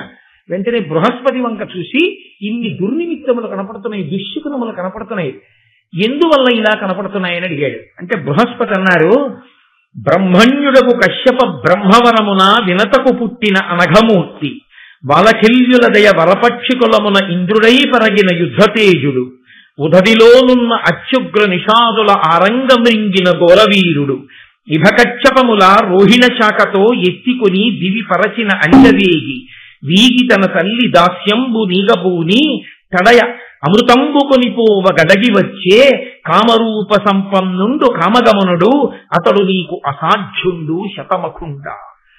నాయనా ఇంద్ర, కశ్యప ప్రజాపతి పుత్రకామేష్టి చేస్తే పుట్టినటువంటి గొప్ప తేజోవంతుడైనటువంటి కుమారుడు, బాలకిల్యుల యొక్క వరంచేత పుట్టినటువంటి పిల్లవాడు, అత్యుగ్రమైనటువంటి ప్రాణులై భూమికి ఇబ్బంది తెస్తున్నటువంటి నిషాదులందరినీ ఒక్క క్షణంలో మింగినటువంటి మహానుభావుడు, తాబేటిని ఏనుగుని 2 పాదములతో పట్టుకుని రోహిణి శాఖ మీద పెడితే కొమ్మ విరిగిపోయినప్పుడు వాలకిల్యులతో సహా 2 పాదములతో ముక్కుతో కొమ్మని పట్టుకుని వెళ్లి వాలకిల్యుని రక్షించినటువంటి తేజోమూర్తి, తన తల్లి దాస్యాన్ని పోగొట్టడం కోసమని, అమృతాన్ని తీసుకెళ్లి పాములకు ఇవ్వడం కోసమని, కామరూప సంపన్నుడు అంటే ఎప్పుడూ అంతరూపంతో ఉండడు. ఆయన అనుకుంటే హ్రస్వమైపోతాడు, చిన్నవాడైపోతాడు, లేదా ఇంకా పెరిగిపోతాడు, ఇంకొక రూపాన్ని పొందేస్తాడు. అన్ని శక్తులున్నటువంటి వాడు, అష్టసిద్ధులున్నటువంటి వాడు, కామగమనుడు, కనపడకుండా వెళ్ళగలిగినటువంటి వాడు, అటువంటి గరుత్మంతుడు ఇదిగో దేవలోకానికి వస్తున్నాడు అమృత భాండం కోసం. ఆయనని నువ్వు గెలవలేవయ్యా ఇంద్రా అంటూ అతను వాలకిల్యుల యొక్క వరము చేత పుట్టినవాడు అనగానే ఇంద్రుడు అన్నాడు, వాలకిల్యుల వరం చేత ఇందుకు పుట్టవలసి వచ్చింది గరుత్మంతుడు అని అడిగాడు. అడిగితే ఇక్కడ చాలా చమత్కారమైనటువంటి విషయాన్ని, చాలా గంభీరమైనటువంటి విషయాన్ని ప్రస్తావన చేశారు వ్యాస భగవానుడు. నన్నయ్య గారు ఆంధ్రీకరించి మనల్ని అనుగ్రహించారు. ఆ వాలకీయులు బ్రహ్మగారి యొక్క పుత్రులు కదండి వాళ్ళు. ఇంద్రుడు కశ్యప ప్రజాపతి యొక్క కుమారుడు. కశ్యప ప్రజాపతికి అదితి అన్న భార్య ఎందు పుట్టినవాడు ఇంద్రుడు. వాలకీయులు బ్రహ్మగారి యొక్క కుమారులు. వాలకీయులు ఇంద్రుడు కూడా కశ్యప ప్రజాపతి చేసేటటువంటి యజ్ఞానికి వెళ్ళారు. ఎప్పుడు చేశాడు యజ్ఞం? మీతో నేను మనవి చేశాను, వినతా కదురుమా పిల్లల్ని కోరుకున్నప్పుడు దైవానుగ్రహాన్ని కోరి పుత్రకామేష్టి చేశారు. ఆ యజ్ఞం చేస్తున్నప్పుడు వీళ్ళందరూ వెళ్ళారు. యజ్ఞం చేసేటప్పుడు ఒక లక్షణం ఉంటుంది. కొడుకు తండ్రి పీటల మీద కూర్చుని ఉంటాడు, దీక్షితుడు అంటారు. యజ్ఞం చేసి యాగం చేసేటప్పుడే అసలు దీక్ష అన్నమాట. కాబట్టి ఆయన దీక్షితుడై కూర్చున్నాడు. దీక్షితుడై కూర్చున్నాడు అన్న మాటకు అర్థం ఏంటంటే పీటల నుంచి ప్రతిదానికి లేచిపోకూడదు. కూర్చుంటే అలాగే కూర్చోగలిగినటువంటి స్థితిని పొంది ఉండాలి. కాబట్టి యాగదీక్షితుడు అంటే ఏ కారణానికి లేవకూడదు. కడుపున పుట్టిన కొడుకులే చచ్చిపోనివ్వండి. సగరుడు యజ్ఞం చేస్తుంటే 60,000 మంది సగరులు చచ్చిపోయారని వార్త వచ్చింది. ఆయన లేవలేదు. లేవకూడదా నువ్వు, ఉపద్రవాలు వస్తాయి, అలాగే కూర్చో అన్నారు. మరి మైల రాదా అండి అని మీరు నన్ను అడగచ్చు. చేతికి కంకణం ఉంటుంది. ఆ కంకణం ఉన్నప్పుడు ఇంక ఇబ్బంది ఉండదు. ఆ కంకణ విసర్జనం చేసేంత వరకు మైల కూడా ఆ శౌచం కూడా అంటుకోదు. కాబట్టి మళ్ళీ ఆయన అంశుమంతుడిని పంపించాడు. ఆ ఎక్కడుందో యాగాశ్వం చూసి పట్టుకురారా అని. కాబట్టి యాగదీక్షితుడు అన్న మాటకు అర్థం ఏమిటంటే ఆయన పీటల మీద కూర్చుని ఉంటాడు. ఆయన పీటల మీద కూర్చుని ఉన్నప్పుడు కార్యం బాగా జరగడం అంటే అర్థం ఏంటి? ఆయన యందు ప్రేమ ఉన్నవారు ఆ కార్యమునందు సహకరించాలి. అప్పుడు ప్రేమ ఉన్నది అని నిఖార్స్ గుర్తు. అందుకే అమ్మాయి పెళ్లి చేస్తున్నాడు అనుకోండి, ఆయన అందరూ వచ్చేమంటారంటే మీకేం పర్వాలేదు, హాయిగా మీరు కన్యాదానం చేయండి, మేమందరం లేవు, మేమందరం చూసుకుంటా ఉంటాం. ఆ తండ్రి కన్యాదాత పీటల మీద కూర్చుని ఆ పిల్లతో గౌరీ తపస్సు చేయించి కన్యాదానం చేయించి ఇన్ని చేయిస్తుంటాడు. చేయించినప్పుడు ఈయన యందు ప్రేమ ఉన్నవారు మాత్రమే కార్యాన్నంతటినీ చక్కబెట్టవలసి ఉంటుంది. ఆయన పీటల మీద కూర్చుని పెళ్లి భోజనాలు చూసి వచ్చిన వాళ్ళకి ఆహ్వానము పలికి వెళ్లే వాళ్ళకి వీడ్కోలు పలికి ఆయన ఎక్కడ చేస్తారండి? ఎలా కుదురుతుంది? కుదరదు. కాబట్టి ఇప్పుడు ఎవరు చేయాల్సి ఉంటుంది? మరి ఆయన శుభలేఖలు పంచిపెట్టి ఆయన పీటల మీద కూర్చుంటే ఆయన అన్న మాట నిజమయ్యేటట్టు చెయ్యడం రెండింటి వలన చేస్తారు. దేని వలన? ప్రేమతో. అక్కడ ఒకవేళ జరగవలసిన మర్యాద జరగకపోయినా ప్రేమ ఉంది కాబట్టి సహించి కూడుకుంటారు. 2, ఆయన అన్న మాట నిజమవ్వాలి. ఆయన శుభలేఖలు ఇచ్చి పిలుచుకున్నాడు. ఆయన పిలుచుకున్నాడు కాబట్టి ఆయన మర్యాద నిలబడ్డము అంటే ఆయన దేనికి వాళ్ళందరినీ పిలిచాడో అక్కడ జరిగేటట్టు చూడాలి. ఆయన అందరినీ భోజనం చేయండి అని పిలిచాడు. అందరికీ భోజనాలు ప్రేమతో ఆయన అంత్యవాసులు పెట్టాలి. వెళ్ళి వాళ్ళందరూ వడ్డించాలి. ఎలా వడ్డించాలంటే ఆయనకి పేరు రావడం కోసం, ఆయన మర్యాద నిలబడడం కోసం. అంతేగాని వెళ్ళే కన్యాదానం చేస్తున్నాడు ఏంటంటే చేయగలిగినంత సేపు చేస్తాం, ఏదో NSS వాలంటీర్లో 1 గంట చేసి పోతాం. కానీ 7 లోపల శిక్ష తినండి, రాకపోతే మేము పోతున్నాం పీటల దగ్గర కన్యాదానం చూడడానికి అంటారేంటి? అవసరమైతే ఆయన పెళ్లి చూడడం మానేస్తాడు. అక్కడే ఉండి ఆ పెళ్ళంతా భోజనాలన్నీ అయ్యే వరకు దేవుడా అక్కడ చేస్తాడు. ఎందుకు చేస్తున్నాడు ఆయన? అది ప్రేమకి గుర్తు. నేను నా కూతురు వివాహం చేసినప్పుడు చాలా మంది పెళ్లి మంటపం దగ్గరికి రానేలేదు. మహానుభావులు పేర్లు నేను చెప్పక్కర్లేదు, నేను ఆజన్మాంతం వాళ్ళకి రుణపడిపోయి ఉంటాను. వాళ్ళు నా మర్యాదని కాపాడడం కోసం నేను పీటల మీద కూర్చుంటే, నేను గౌరీ తపస్సు చేస్తుంటే వాళ్ళు సర్వమై వాళ్ళు నిర్వహణ చేశారు. అది ప్రేమ అన్న మాటకు అర్థం తప్ప అప్పుడు ఏ ఆభిజాత్యముల చేత కాళ్ళలో కర్ర పెట్టకూడదు. ప్రేమ అన్న మాటకు అర్థం ఏంటి? అంత గొప్ప పని జరుగుతోంది కాబట్టి నువ్వు సర్దుకోవడమే తప్ప ఎవరు ఏ కారణానికి అడ్డు పెట్టకూడదు. అది పవిత్రత. అందుకే పీటల మీద కూర్చున్న వాడికి మిగిలిన వాళ్ళు చేయవలసింది ఏమిటంటే సహాయం ఒక్కటే తప్ప అప్పుడు ఏ విధమైనటువంటి ఆభిజాత్యములకు పోరు. ఈ ధర్మ సూక్ష్మం చూడండి. బ్రహ్మపుత్రులు వాలకిల్యులు మహానుభావులు, వాళ్ళు అపారమైనటువంటి తేజోవిరాజితులు, ఆజన్మ బ్రహ్మచారులు, ఊర్ధ్వరేతస్థులు, మహాతపస్సులు అయినా కూడా అంగుష్టమాత్ర శరీరం ఉన్నవారు. అయినా కశ్యప ప్రజాపతి యజ్ఞం చేస్తున్నాడు. మనం చేసే సాయం మనం చెయ్యాలి. అందుకని వాళ్ళు కాసిన పువ్వులు కోసి, దర్భలు కోసి, మోదుగు పుల్లలు కోసి అవి అగ్నిహోత్రంలో వేస్తారు. ఈ పుల్లల కట్టలు ఇంతున్నవాడు ఎన్ని పుల్లల కట్ట ఎత్తుకోగలడండి? ఇంతంత పుల్లలు 3 పుల్లలో 4 పుల్లలో మూట కట్టి ఇంత చిన్న తలకాయ మీద ఎట్టుకుని ఇంత చిట్టి చేతులతో పట్టుకుని అంటూ వస్తున్నాడు. ఆయన తపస్సు చేసుకునేవాడు, ఆయన పాపం ఏం మూట ఎత్తుకుంటాడు, అయినా ఎత్తుకున్నాడు. ఆయన కర్మకి ఎత్తుకున్నాడా? ధర్మానికి ఎత్తుకున్నాడు. నువ్వేం చేయగలవు కాదు, ఎంత చేస్తున్నావు అన్నదే ప్రధానం. పీటల మీద కూర్చున్నవాడికి అది ప్రేమకి నిదర్శనం. అప్పుడు ఎంచినవాడు ప్రేమ ఉన్నవాడనడానికి ఆస్కారం ఉండదు శాస్త్రంలో. కాబట్టి వాళ్ళు ఆ మూట పట్టుకుని వెడుతున్నారు వాలకిల్యులు. ఇంద్రుడు పెద్ద దర్భల కట్ట, పెద్ద సమిధల కట్ట భుజాల మీద తల మీద పెట్టుకుని తాను ఎడుతున్నాడు. తాను ఎందుకు చేయాలి? ధర్మానికే చేయాలి. తండ్రి గారు చేస్తున్న యజ్ఞం కొడుకు చేయకపోతే ఎవరు చేస్తారు? నా కూతురు పెళ్ళవుతుంటే నా కొడుకు చెయ్యాలి. అంతే. ఎందుకు చెయ్యాలంటే నాన్నగారండి నేను చూడద్దు ఏంటండి, నాన్నగారండి పెళ్ళి అంటే అవసరమైతే మానేసి చెయ్యాలి. నువ్వు చూడవటం ప్రధానమా, తండ్రి గౌరవం ప్రధానమా అంటే తండ్రి గౌరవమే ప్రధానం. అంతే, తప్పదు. గురువు గారు అమ్మాయి పెళ్లి చూడటం ప్రధానమా, గురువు గారి గౌరవం ప్రధానమా? గురువు గారి గౌరవమే ప్రధానం. గురువు గారు అమ్మాయి కన్యాదానం నువ్వు చూడకపోయినా పర్వాలేదు.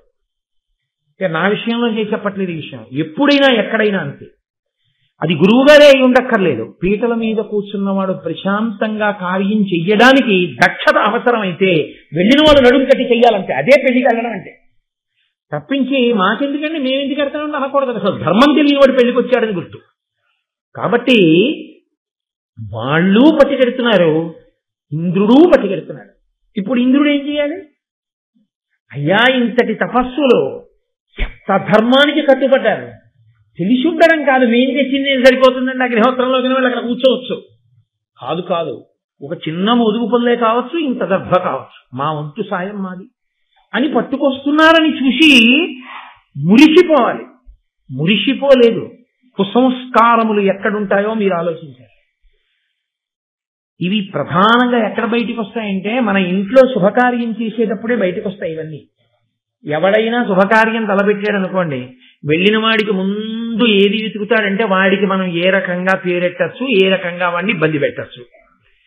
వీడికి సమస్తము తెలిసినట్టు వాడికి వంక పెట్టేవాడే కానీ నిజంగా వాడిని ప్రేమతో అనువర్తించి నిలబడేటటువంటి వాళ్ళు చాలా తక్కువ మంది ఉంటారు.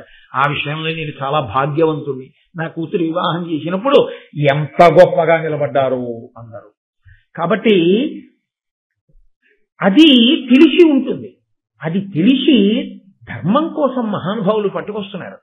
వాళ్ళని చూసి సంతోషించి అభినందించవలసినటువంటి వాడు అభినందించకపోగా మీరెంత, మీ శరీరాలెంత, మీరు తెస్తున్న మూటలెంత, దీనికి పెద్ద ఓహో అగర్పు చెమట, వాళ్ళని చూడండిరా ఇన్ని దర్భలు తెచ్చేస్తున్నారు అని పక్క అనలే. వాళ్ళ దర్భల మూటలు తీసుకొచ్చి యజ్ఞశాలలో పడేసి చూడడానికి బొటన వేలంతున్నారు.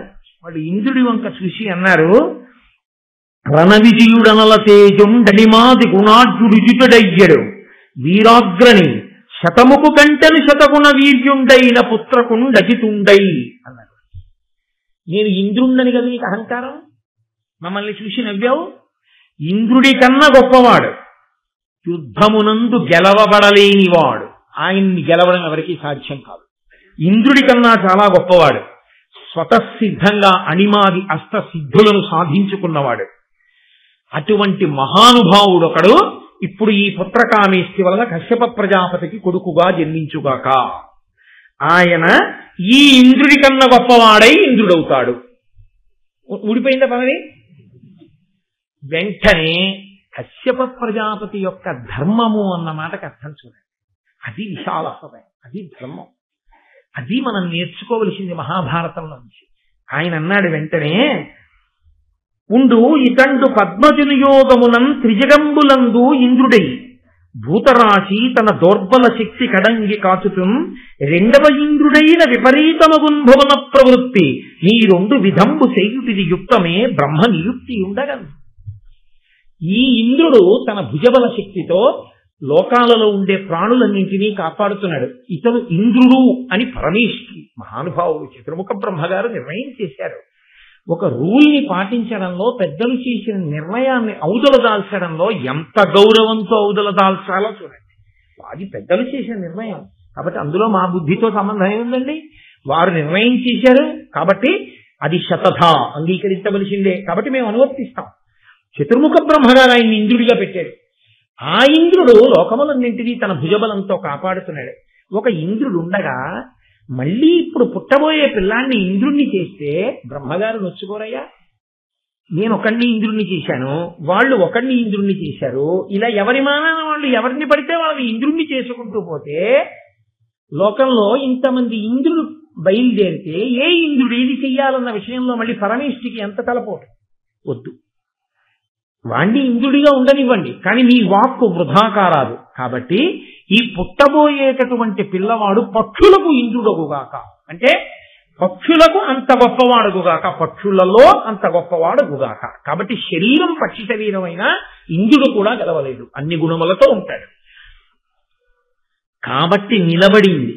వాళ్ళు కూడా వాలకిల్యుల యొక్క గొప్పతనం కూడా ఎక్కడుందంటే పెంకితనం అని ఒక మాట ఉంటుంది లోకంలో, అదే మౌఢ్యం, మూర్ఖత్వం. మూర్ఖత్వానికి పోకూడదు. అన్నిటికన్నా చాలా చాలా గొప్ప గుణం ఏమిటో తెలుసా అండి?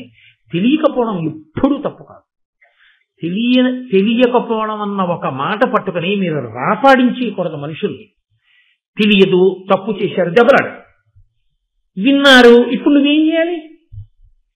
ఇదంతా నా గొప్పే, నే దెబ్బలాడాను కాబట్టి జరిగింది అనకూడదు. నువ్వు దెబ్బలాడితే విని చెయ్యగలిగినటువంటి హృదయ వైశాల్యాన్ని నువ్వు గుర్తించాలి, లేకపోతే నువ్వు పాపిష్టివాడి అయిపోతావు.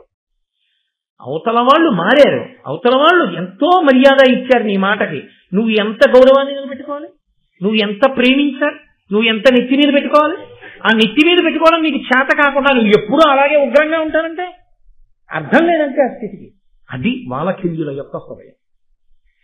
వాళ్ళు అన్నారు తప్పు చేశాడని, ఇతని కన్నా గొప్పవాడు ఇంద్రుడు పుడతాడు అని. కానీ కశ్యప ప్రజాపతి ఈ మాట చెప్తే తథాస్తు. అందుకే ఉత్తముడైన వాడి కోపం క్షణం ఉండిపోతుంది. అలా కాకుండా ఇంకా అదే పనిగా ఇంకా అసలు ఎప్పుడూ ఆ కోపాన్నే నెమరవేసుకుంటూ ఉండిపోయాడు అనుకోండి, పాపిష్టివాడు వాడు. ఉత్తమే క్షణకోపస్య మధ్యమే ఘటికాద్వయం మదమే స్యాద్ అహోరాత్రం పాపిష్టే మరణాంతక. అలా ఉండకూడదు కోపం అన్నది.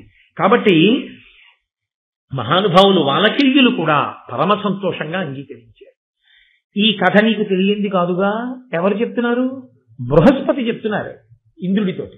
నీకు తెలియంది కాదుగా, వాలకిల్యుల అనుగ్రహంతో పుట్టినవాడు, అంత ప్రతాపవంతుడై అంతటి గమన వేగము కలిగిన వాడై కామరూపుడై ఆయన బయలుదేరి వస్తున్నాడు అమృతాపహరణమునకు. నువ్వేం ఆపుతావయా, నువ్వు ఆపలేవు అని బృహస్పతి చెప్పవలసిన మాట చెప్పారు.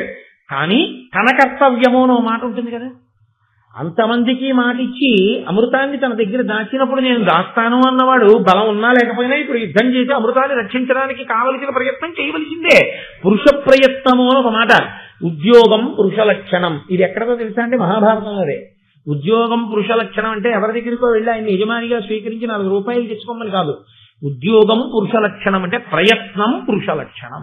ఉద్యోగం అంటే ప్రయత్నం, తను ప్రయత్నం చెయ్యాలి. ఏ ప్రయత్నము చేయకుండా గాలి వదిలేసి కూర్చోకూడదు, అవే జరుగుతాయి లేని. ప్రయత్నం చేస్తూ ఉండడం పురుషుని యొక్క లక్షణం. కాబట్టి ఆయన తన వంతు కర్తవ్యం తన నిర్వహణ చెయ్యాలి. అంతేగాని వాళ్ళు చెప్పారండి, బృహస్పతి గారు చెప్పారండి, ఆయన అంత గొప్పవాడని వాలకిల్యులు వరం ఇచ్చారండి, ఇంకా ఎందుకంటే అనవసరంగా యుద్ధానికి నువ్వు ఏం వెళ్ళలేదండి, ఆయనకు దండేసి స్వాగతం చెప్పి పట్టుబొమ్మలు ఇచ్చేసానంటే అనకూడదు కదా. అలా అంటే కలిగిపోలా ఉంటుంది. కాబట్టి తన కర్తవ్యం తాను నిర్వహిస్తే అమృతాన్నే పండించింది మహాభారతం. కాబట్టి ఇప్పుడు ఆయన ఆ రక్షకుల్ని పిలిచి మీరందరూ వెళ్లి అమృత భాండానికి రక్షకులుగా ఉండి గరుత్మంతుడితో యుద్ధం ప్రారంభం చేయండి అంటే ఈయన లోపలికి వెళ్ళిపోయాడు కాదు, ఈయన యుద్ధానికి వచ్చాడు. వారలు బహు ప్రాకారాకారులు వీరులు నిశత ఖడ్గాది మహాదారుణ శస్త్రధరులు కృష్ణారుణ సీత పీత ఘనతరాంగత్రాణులు. ఆ వచ్చినటువంటి అమృత భాండాన్ని రక్షణ చేసేటటువంటి వాళ్ళు సామాన్యమైన వాళ్ళు కారు, గొప్ప బాహుపరాక్రమం కలిగినటువంటి వారు, చాలా వాడి అయినటువంటి ఖడ్గాది ఆయుధములను పట్టుకున్నటువంటి వాళ్ళు తెల్లని నల్లని పచ్చని ఎర్రని మెరిసిపోతున్నటువంటి కవచములను కట్టుకుని ఉన్నారు. వాళ్ళందరూ కూడా గరుత్మంతుడితో యుద్ధాన్ని ప్రారంభం చేశారు. ఆయనకి వేరే అస్త్రాలు శస్త్రాలు అక్కర్లేదు, ఆయన రెక్కలు ఆయన ముక్కు ఇద్దరు కనపడతారు మనకి. హనుమ గరుత్మంతుడు వీళ్ళిద్దరికీ వేరే ఆయుధాలక్కర్లా, వాళ్ళలోని శక్తియే వాళ్ళకి రక్ష. వాళ్ళు ఎంత పెద్ద వినాశనాన్నైనా చేయగలరు, ఎంత గొప్ప రక్షణైనా కట్టగలరు. ఇద్దరూ మహానుభావులే, ఇద్దరూ గమనశక్తి కలిగినటువంటి వాళ్లే, అటువంటి స్థితి ఉన్నవాళ్లే. కాబట్టి ఇప్పుడు ఆ అమృతాన్ని రక్షించే వారితో యుద్ధం ప్రారంభమైంది. వితతోల్కాశ నిపుంజమొక్కయనగా విన్వీధి విక్షిప్త పక్షతి వాతాహతి తూలి తూల శకలాకారంబులై వారిద ప్రతతుల్ సాల్పడి నల్గడంచదరగా బారెన్ మనోవేగుడై పతకేంద్రుండమృతాంతికంబునకు తత్పాలుర్భయం బంతగం. ఆ గరుత్మంతుడు ఆ రెక్కలని అల్లారుస్తూ ఆ స్వర్గలోకంలో ఒక్కసారి విహరించి వాళ్ళని తన రెక్కల చేత కొట్టి ముక్కుతో వాళ్ళని పొడుస్తుంటే అక్కడ పిడుగులు ఒక్కసారి కొన్ని వేల పిడుగులు పడుతున్నటువంటి గాలి వస్తే ఎలా ఉంటుందో అటువంటి పరిస్థితి ఏర్పడింది. పెద్ద గాలికి దూది పింజల వంటి మేఘములు ఎలా కొట్టబడతాయో అలా ఆ కాపు కాస్తున్నటువంటి వీరులందరినీ చెదరగొట్టి పక్షతుండాగ్ర నఖక్షత దేహులై బోరన నవరక్త ధారలుక విహగేంద్రునకు నోడి నిహతులై సురవరుల్ సురరాజు మెరుపు సొచ్చిరి కలంగి సాధ్యులనాయాస సాధ్యులై పారిరి పూర్వాభిముఖులై గర్వముడిగి వసువులు రుద్రులు వసుహీన విప్రుల క్రియ దక్షిణాశ్రితులయిరి భీతినంది అపరదిక్కు పొంది రాదిత్యులు ఆశ్వినులు ఉత్తరమున కొరగి వరచి అనల వరుణ పవన ధనద యమాసురుల్ వీక దరింగి కందిశీకులైరి. ఆ గరుత్మంతుని యొక్క రెక్కల చేత కొట్టబడి ఆయన ఆ ముక్కు చివరి భాగం చేత పొడవబడినటువంటి వారై శరీరం నుంచి రక్తధారలు కారుతుండగా దేవతలందరూ కూడా ఇంద్రుడి చాటుకు వెళ్లి దాక్కున్నారు. సాధ్యులందరూ కూడా ఆ యుద్ధ భూమిని విడిచిపెట్టి తూర్పు దిక్కుకు పారిపోయారంటే 4 దిక్కులకి చల్లా చెదరైపోయారంటే అలా చూసారా, అలా సాధ్యులు పూర్వ దిక్కుకు పారిపోయారు. వసువులు రుద్రులు దక్షిణ దిక్కుకు పారిపోయారు. డబ్బు లేనటువంటి వారు దక్షిణ కోసం ఆశ్రయించినట్టు దక్షిణ దిక్కును ఆశ్రయించారు అన్నారు. కాబట్టి వసుహీన విప్రుల డబ్బు లేనటువంటి పేదవారైన బ్రాహ్మణులు దక్షిణని కోరుకున్నట్టుగా వారందరూ కూడా దక్షిణ దిక్కుకు పారిపోయారు. అలాగే అపర దిక్కు పొంది ఆదిత్యులు అశ్వినులు ఉత్తరమునకు అనరబరచి ఆ ఆదిత్యులు అశ్వినులు వాళ్ళందరూ ఉత్తర దిక్కుకు పారిపోయారు. ఇక మిగిలినటువంటి అగ్ని, వరుణుడు, వాయువు, కుబేరుడు, యముడు, మిగిలినటువంటి దేవతలు శరీరమునకు కారుతున్నటువంటి ఆ రక్తధారల చేత వారు దేవలోకాన్ని విడిచిపెట్టి పారిపోయారు. పారిపోయిన తర్వాత ఇప్పుడు ఆయన ఆ అమృత భాండం ఉన్న ప్రదేశం దగ్గరికి వెళ్లి ఆ అమృత భాండాన్ని తీసుకుని వెళ్ళిపోవడానికి ఉద్యుక్తుడయ్యాడు. దాని మీద పదునైన ఆకులు అంటే వాడి కత్తులు ఎలా ఉంటాయో అలాంటి ఆకులు కలిగినటువంటి ఒక భయంకరమైన చక్రం తిరుగుతోంది. ఆ చక్రం కింద 2 పాములు ఉన్నాయి. ఆ 2 పాముల యొక్క నోటిలోంచి అగ్నిహోత్రాన్ని వెదజల్లుతున్నాయి. ఆ అగ్నిహోత్రం ఎలా పైకి లేస్తోందంటే ఏదో తల పైకెత్తి నాలుకతో అందినటువంటి మధుర పదార్థాన్ని నాకితే ఎలా ఉంటుందో అలా 2 పాములు విడిచిపెట్టినటువంటి అగ్నిహోత్రపు శిఖలు పైకి లేచి ఆకాశపు అంచుల్ని నాకుతున్నాయి. అంత అగ్నిహోత్రం పైకి లేస్తోంది. చూశాడు మహానుభావుడు. ఒక్కసారి భూమండలం మీదకి వచ్చి సమస్త నదులలో ఉన్న జలాన్ని కూడా తన పురుషిక పట్టి అకస్మాత్తుగా మళ్లీ దేవలోకం మీదకి వెళ్లి ఆ చక్రం తిరుగుతున్నప్పుడు దాని లోపల నుంచి వస్తున్న అగ్నిహోత్రం మీద ఇన్ని నదుల నీళ్లు పోసేశాడు. అగ్నిహోత్రం చల్లారిపోయింది. అది ఆయన బలం అంటే. గరుత్మంతుని యొక్క బలం అంటే స్మరిస్తే చాలన్నారు. అందుకే దాన్ని స్మరించి దాన్ని వింటే చాలు అంత గొప్ప రక్షణ కలుగుతుంది అని. గరుత్మంతుడొకడు, హనుమ ఒకరు ఎప్పుడూ రక్షణ చేస్తూ ఉంటారు. అంతటి వినయశీలు. కాబట్టి ఆ అగ్నిహోత్రం ఆరిపోయింది. ఘోర వికార సన్నిహిత కోపముఖంబులు దీప్త విద్యుతులు కారుణదారుణాక్షములునై నిజ దృష్టి విషాగ్ని అన్యులం చేరగనీక ఏర్చుతూ ప్రసిద్ధముగా అమృతంబు చుట్టూ రక్షారతినున్న ఉగ్రభుజంబుల రెండిటి గాంచి చెరన్. ఆయన వెంటనే కామరూపం కలిగినటువంటి వాడు కదండి. ఆ చక్రం కింద ఉండి నోళ్ళిలా ఎత్తి భయంకరమైన కళ్ళతో చూస్తూ అగ్నిహోత్రాన్ని వెదజల్లుతున్నటువంటి ఆ నాగుల్ని చూశాడు. ఆ పైన తిరుగుతున్నటువంటి చక్రాన్ని చూశాడు. సూక్ష్మ రూపం ధరించి చిన్న రూపాన్ని పొంది ఆ చక్రం పైనుంచి కాకుండా చక్రం పక్క నుంచి చక్రం కిందకి దూరాడు. చక్రం కిందకి దూరి తన వంకే చూస్తూ అగ్నిహోత్రాన్ని విడిచిపెట్టడానికి ప్రయత్నిస్తున్నటువంటి ఆ పాముల యొక్క కన్నులను ధూళిపడి వాటికి కళ్ళు కనపడకుండా అయిపోయేటట్టుగా ఆ రెక్కలను అల్లార్చేసరికి ఆ ధూళి అంతా రేగి ఆ కన్నులలో పడి కన్నులు కనపడక ఆ పాములు చల్లాచెదరైపోయారు రెక్కల చేత కొడితే. అప్పుడు ఆ అమృత భాండాన్ని పట్టుకున్నాడు, రెక్కలు అల్లారుస్తూ దేవలోకం నుంచి ఒక్కసారి వెళ్ళిపోతున్నాడు అమృత భాండంతో. ఆ 2 పాదములతో పట్టుకున్నాడు, రెక్కలు అల్లార్చి వెళ్ళిపోతున్నాడు. నిజంగా గరుత్మంతుణ్ణి ఇన్ని సన్నివేశాలలో మీరు ఒక్కసారి ఊహ చేయండి. ఆ రెక్కలు, ఆ మహానుభావుడు, ఆ వెళ్ళడం, ఆ పరిస్థితి ఎన్ని భంగిమల్లో కనబడ్డాడో చూడండి భారత. ఆయన వెళ్ళిపోతున్నప్పుడు శ్రీ మహావిష్ణువు ఎదురొచ్చారు. ఎదురొచ్చి ఆయన అన్నారు, కలహమున నిట్లు సురవీరుల బల్వురనూర్చి యొక్కరుడు అమృతము దెక్కలికొని ఆస్వాదింపక అలోనుడుగు అని చూచి హరి ఇట్లనియన్. ఒక్కడు ఇంతమందిని ఓడించి ఆ అమృత భాండాన్ని గైకొని వెళ్ళిపోతూ దేవాసురులందరూ కూడా తాగాలని కోరుకునేటటువంటి అమృతం తనకి చిక్కిన ఒక్క చుక్క గుటుక్కుని ఇలా ముక్కుకెట్టి తాగకుండా, తాను దాన్ని కోరుకోకుండా అమ్మని దాస్యం నుంచి విడిపించడానికి మాట ఇచ్చిన ప్రకారం తమ్ముళ్ళ అన్నలకి ఇచ్చేయడం కోసమని చెప్పి పట్టుకెళ్ళిపోతూ అలోలుడై అమృతం మీద లౌల్యమును పొందకుండా మాట ఇచ్చిన ప్రకారం వెళ్ళిపోతున్నటువంటి మహాపురుషుడు. మరి అన్నలకి అది ఇచ్చేస్తే వాళ్ళు తాగి అమృతాన్ని తాగడం వల్ల వాళ్ళు చిరంజీవులైతే అవని తన బలం తనకి శ్రీరామరక్ష. అంతేకాని ఈ అమృతం తాగితే నాకు బలం కాదు. అది ఆయన మీద ఆయనకి విశ్వాసం. 2, అందరూ ఇది తాగాలనుకుంటారు, చేత చిక్కింది, ముక్కు పెట్టి లటక్కునో చుక్క తాగేయచ్చు, ఆయన తాగలేదు. అలా తాగడం ఆయన లక్షణం కాదు. అది ఆయనకున్నటువంటి లౌల్యమును నిగ్రహించగలిగినటువంటి శక్తి. దీనికి అబ్బురపడ్డారు శ్రీ మహావిష్ణువు.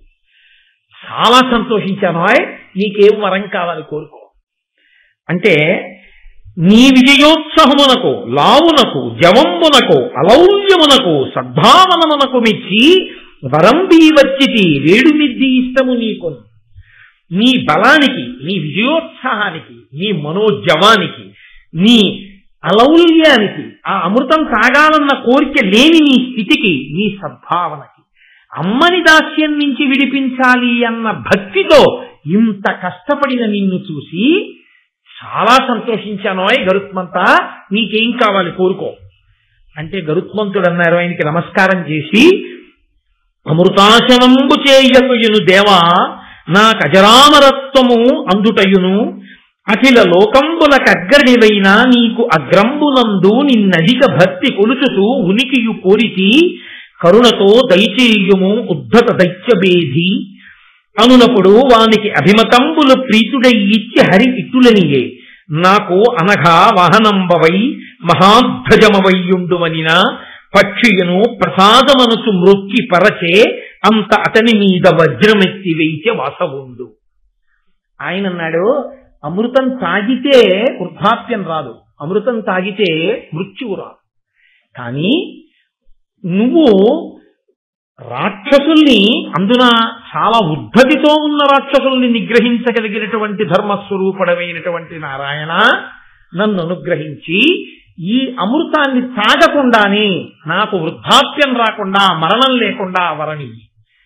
వృద్ధాప్యం లేకుండా మరణం లేకుండా నీకు వరం ఇచ్చేశారు, ఇంత బలం ఉంది, ఏం చేస్తావు దాంతో? ఆరోగ్యము అన్న మాట వెనక ఆలోచించవలసిన రహస్యం ఇది. నీవు ఆరోగ్యముగా ఉండాలని దీనికి కోరుకోవాలో తెలుసా? ఈశ్వరుణ్ణి. మళ్ళీ నువ్వు ఈశ్వర సేవ చెయ్యడం కోసం కోరుకోవాలి. ఈశ్వర సేవ ఎందుకు చెయ్యాలి? ఈశ్వరుడికి ధర్మాన్ని నిలబెట్టి అధర్మాన్ని భంజించడం తెలుసు. ఈశ్వరుడి సేవ చేస్తే నీకు ధర్మం అవ్వుతుంది. నువ్వు ధార్మికంగా నిలబడితే నువ్వు దేశానికి పనికొచ్చేవాడి అవుతావు. కాబట్టి నాకు కేవలము జరామరణము లేకుండా ఉండడం మాత్రమే నేను కోరుకోవట్లేదు. మహానుభావ, రాక్షస విధ్వంసం చేస్తుంటావు, నీ ముందు నేను నిలబడాలి. అప్పుడేమవుతుంది? ఈ ఆరోగ్యం, ఈ బలం, ఈ జవం నువ్వు చేసే రాక్షస సంహారంలో పనికొస్తే ఈ ఉండిపోయినటువంటి బలానికి ఒక సార్థకత. ఏమీ లేకుండా ఉత్తినే బలం ఉంది, అలా కూర్చుంటే ఏమిటి ప్రయోజనం? లేకపోతే ఆ బలంతో వెళ్ళి రాక్షసులకు సహాయం చేస్తే ఏమిటి ప్రయోజనం? కాబట్టి నాకు జరామరణములు లేని వరంతో పాటుగా నీ సన్నిధిని నిలబడగలిగినటువంటి అదృష్టాన్ని కృప చెయ్యి అని అడిగాడు. ఇది మనం నేర్చుకోవలసినటువంటి విషయం. ఎంత గొప్ప రహస్యాన్ని దాచారో చూడండి. దేనికి తినాలి అంటే ఆరోగ్యంగా ఉండడానికి, దేనికి ఆరోగ్యంగా ఉండాలి అని అడిగారు అనుకోండి, ఆ ఆరోగ్యంగా ఉండి 10 మందికి పనికి రావడానికి, ఈశ్వరుణ్ణి సేవించడానికి పనికి రావాలా బలం తప్ప కేవలం బలంగా ఉండడానికి పనికొస్తే అంతకన్నా అన్యాయమైన విషయం ఇంకోట్లేదు లోకం. లేదా క్షయం అయిపోతుంది, ఉండిపోదు, పెరిగిపోతుంది ఏదో ఒకనాడు. అప్పుడు నీకు ఆరోగ్యం ఉన్నప్పుడు, బలం ఉన్నప్పుడు నువ్వు చేసుకున్నది మిగలదు. కాబట్టి ఇది ఎవరికి వారు పరిశీలనం చేసుకోవలసిన విషయంగా ఆవిష్కరింపబడిన ఆంతర రహస్యం. ఇప్పుడు శ్రీ మహావిష్ణువు అన్నారు, నువ్వు ఎన్నడూ నా సన్నిధిని నా ముందుంటావని కదా అడిగావు, కాబట్టి నీవు నాకు వాహనం అవుతావు. నేను నీ మీదే కూర్చుని వెడుతూ ఉంటాను. 2, నువ్వు నాకు ధ్వజమవుతావు. నా ధ్వజముగా, నా వాహనముగా 2గా ఉండి నన్ను సేవించగలిగినటువంటి భాగ్యాన్ని నీకు ఇస్తున్నాను. వెంటనే మహానుభావుడు ఎంతో సంతోషించి నమస్కరించాడు. ఎప్పుడైనా సంతోషించి ఆనందించవలసిందంటూ జీవితంలో దొరికితే ఈశ్వరుడు ముంగిట నిలబడగలగడం, ఈశ్వరుణ్ణి సేవించడం, ఈశ్వరుడికి ఏదైనా సేవ చేశాను అని చెప్పుకోగలగడం, 10 మందికి పనికొచ్చేటట్టు బతకగలగడం. ఇవి చేసిన నాడు నీ ఆరోగ్యం, నీ బలం, నీ తెలివి, నీ మాట, ధన్యత, ఇందులో ఏదైనా నీ స్వార్థానికే నువ్వు వాడుకున్న నాడు అందులో నువ్వు సంతోషించడానికి, నిన్ను ఆదర్శంగా తీసుకోవడానికి అంతకన్నా లేదు. నీ కడుపు కోసం, నీ స్వార్థం కోసం నువ్వు వీటిని వాడుకున్నావు కాదు. వీటిని త్యాగమయుడవై సమాజానికి అందించు, నువ్వు అందరికీ ఆదర్శ పురుషుడవై నిలబడిపోతావు. ఆదర్శ పురుషుడిగా నిలబడి ఎలా బతకాలో గరుత్మంతుడు ఈశ్వరుడి ముందు నిలబడి మనకి చూపిస్తూ ఉంటాడు. గరుత్మంత దర్శనం చేస్తే కానీ లోపలికి వెళ్ళంగా దర్శనానికి, ఆయన్ని చూడగానే మనకి ఆయనలా నిలబడాలన్న కోరిక లోపల పొటమరిస్తే ఆనాడు జన్మధన్యం తప్ప కేవలం గరుత్మంతుడిగా నమస్కారం చేసి వెళ్ళడానికి గరుత్మంతుడికి నమస్కారం చేయడం అభ్యున్నతి హేతువు అని నేను అనుకోవట్లేదు. బహుశः గరుత్మంతుడు ఆ బుద్ధి తర్వాతి కాలంలో కల్పిస్తాడు, కల్పించి రక్షిస్తాడని చెప్పవలసి ఉంటుంది తప్ప ఏ ప్రయోజనం ఉండదు ఆ నమస్కారానికి సిద్ధాంతీకరించుకోవడం.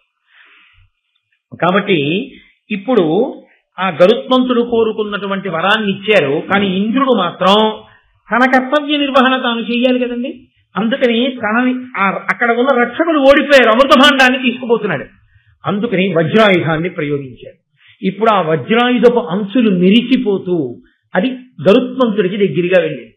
గరుత్మంతుడు ఒక నవ్వు నవ్వి అన్నాడు, నువ్వు వచ్చావు మంచిదే, పాపం ఇంద్రుడు విడిచిపెట్టాడు, నీ బలం ఇతరుల మీద చూపించు.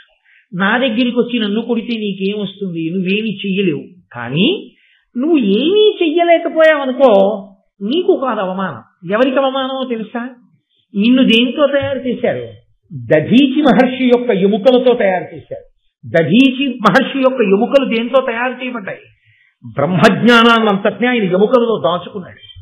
అంత గొప్ప స్థితి పొందిన ఎముకలు కాబట్టి ఆ ఎముకలతో వజ్రాయుధాన్ని తయారు చేశారు. ఇప్పుడు వచ్చిన వజ్రాయుధం ఏమీ చెయ్యలేకపోతే ఈ అవమానం ఎవరికి వెడుతుంది? దధీచి మహర్షి యొక్క ఎముకకి వెడుతుంది. అటువంటి మహానుభావుడు అవమానింపబడ్డం నాకు ఇష్టం ఉండదు. అందుకని ఒక పని చేయి, ఒక ఈక ముక్కని తింటూ వెళ్ళిపో, అంతకన్నా నువ్వేం చేయలేవు. ఇప్పుడు ఆ వజ్రాయుధం ఆయన మాట మన్నించి ఒక ఈక ముక్కని కోసి వెళ్ళిపోతే అక్కడ ఉన్న ఋషులు, దేవతలు అందరూ అన్నారు, అమ్మ బాబోయ్, ఆ రెక్కలేమి, ఆ ఈకలేమి, ఆ బలమేమి. లోకంలో అన్నిటికన్నా తేలిగ్గా తీసి పారేసేటప్పుడు ఏమంటారంటే వెంట్రుక ముక్క అంటారు.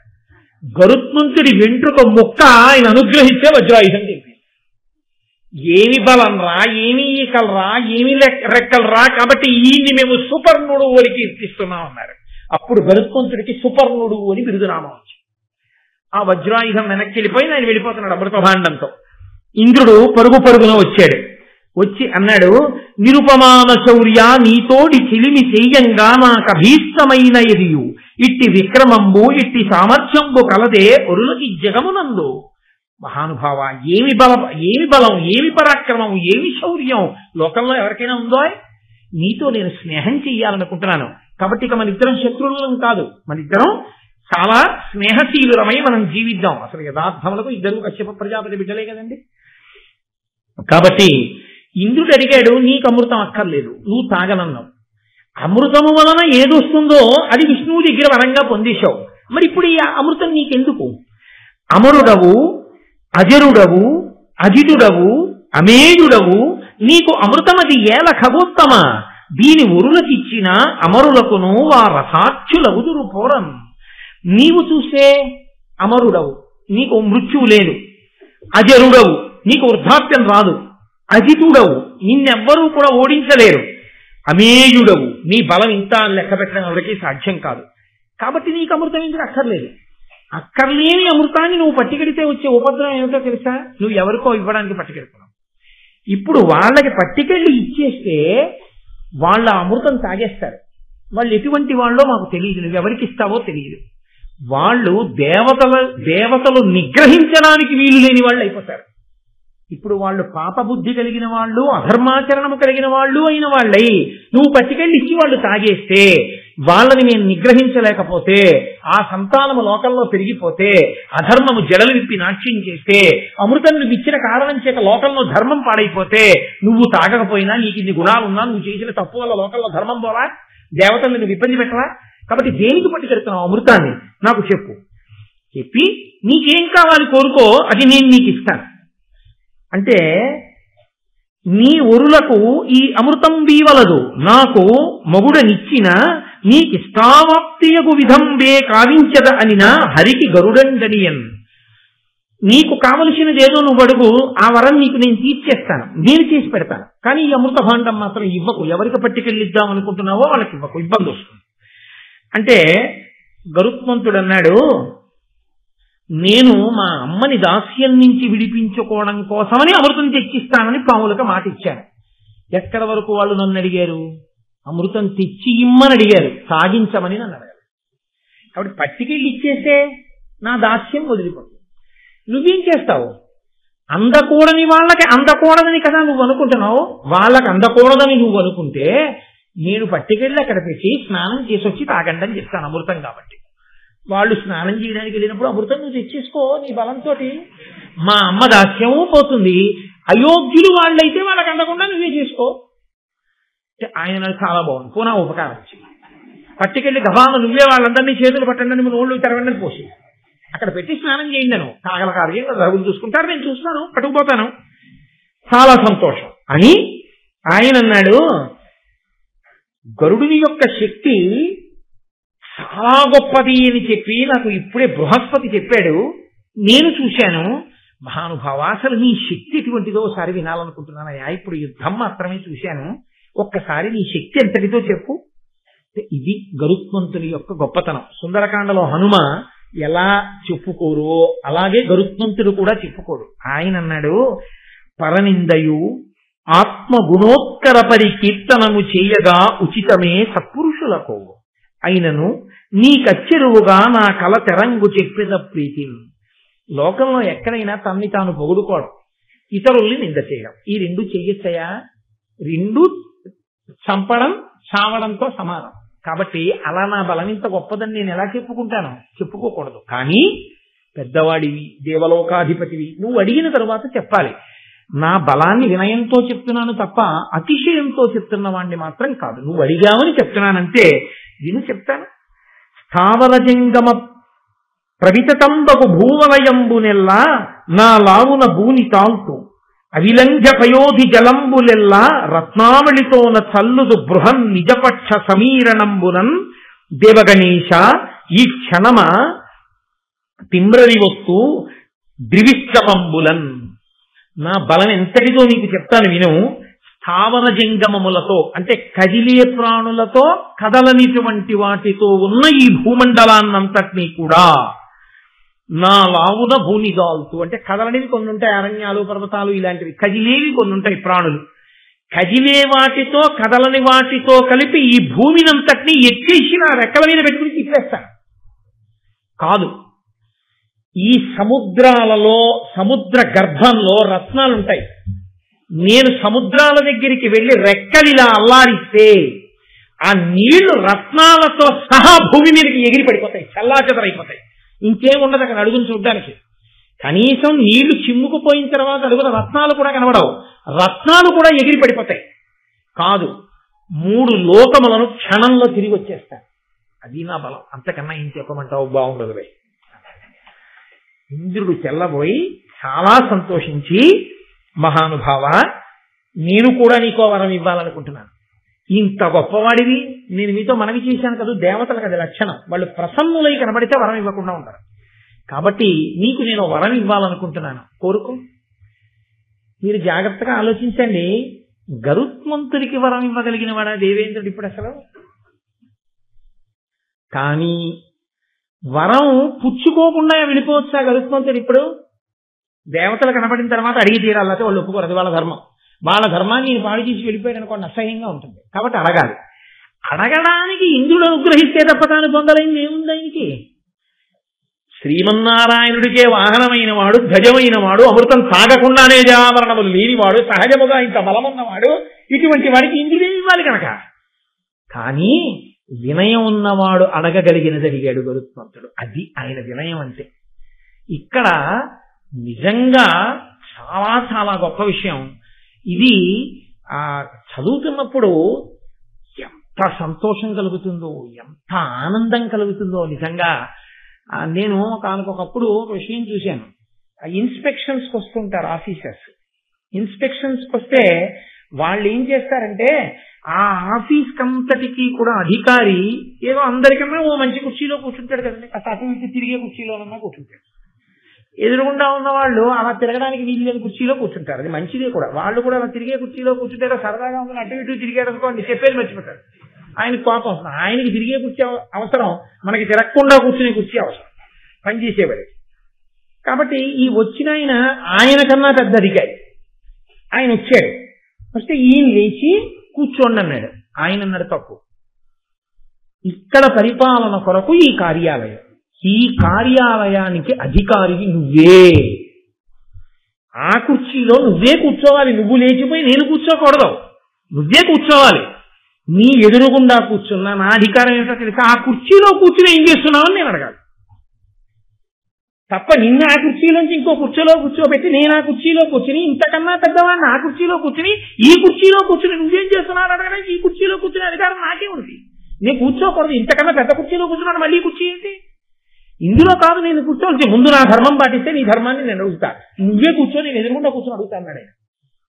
నేను చాలా సంతోషం పొందాను. అబ్బా, ఇన్నాళ్ళకు ఒక ధార్మికుడైన అధికారిని చూశాను రా, ఆనాటి నుంచి ఈనాటి వరకు మళ్ళీ కుర్చీలో అలా కూర్చొని వాడిని నేను చూడాలి. కాబట్టి ఉంటారు మహాత్ములు, అంత మర్యాద పాటించగలిగిన వాళ్ళు ఉంటారు. కాబట్టి చూడండి, ఆయన అన్నాడు ఇంద్రుడు, నాకు అభిమతమనరించి నీకిష్టము చెప్పుకొనుమనినా దుర్మధులై మాకి కహితము చేసిన ఆ కద్రువ పుత్రుల అశనమయ్యడు నాకు. నువ్వు వరం అడగమన్నావు కాబట్టి నేను అడుగుతున్నాను. మా అమ్మనంత బాధ పెట్టారు, అయ్యో మన పెద్ద తల్లి అని ఆలోచించలేదు, మన పిన్నమ్మ అని ఆలోచించలేదు. కాదు పాపం మా అమ్మ అంత ఊడిగం చేస్తుంటే ప్రేమతో ఎప్పుడు వద్దులే అమ్మా, ఎందుకు ఆ దాస్యం అక్కర్లేదని విడుదల చేయలేదు. నేను పుట్టిన తర్వాత నాతో కూడా దాస్యం చేయించుకున్నారు. నేనే వెళ్ళి బాధపడుతూ అడిగితే, పోన్లే ఇన్నాళ్ళు చేశారు కదా తమ్ముడు, దీనికి నువ్వేదో తీసుకొస్తే దాస్యం విడుదల పొందాలా, అక్కర్లేదు, హాయిగా ఇవాళ నుంచి నువ్వు ఎప్పుడూ మాకు తమ్ముడివి, సంతోషంగా ఉండు అని అనలేదు. కారణం లేకుండా ఎప్పుడూ వైరం పెట్టుకుని మా మీద ఎప్పుడూ మా బలాన్ని వాళ్ళ ఉన్నతికే ఉపయోగించుకోవాలని కోరుకున్నారు. అది నాకు కడుపులో నిప్పు కడికగా ఉండిపోయింది. పోరు నష్టం పొందు లాభం అని నేను మీకు చెప్పే కదండి, అది ఉండిపోయింది నాకు మనసులో. కాబట్టి ఇప్పుడు నిన్ను వరం అడుగుతున్నాను, ఈ లోకాలలో ఎక్కడ ఉన్న పాములైనా నాకు ఆహారం అయిపోవాలి, కాబట్టి నాకు ఆ వరం అని ఆయన అన్నాడు. నేను ఆ పాముల్ని ఆహారంగా చేసుకోవడానికి నిజానికి నువ్వు వరం ఇవ్వక్కర్లేదు, నేనే తినేయగలను. అయినా నేను ఎందుకు అడుగుతున్నానో తెలుసా?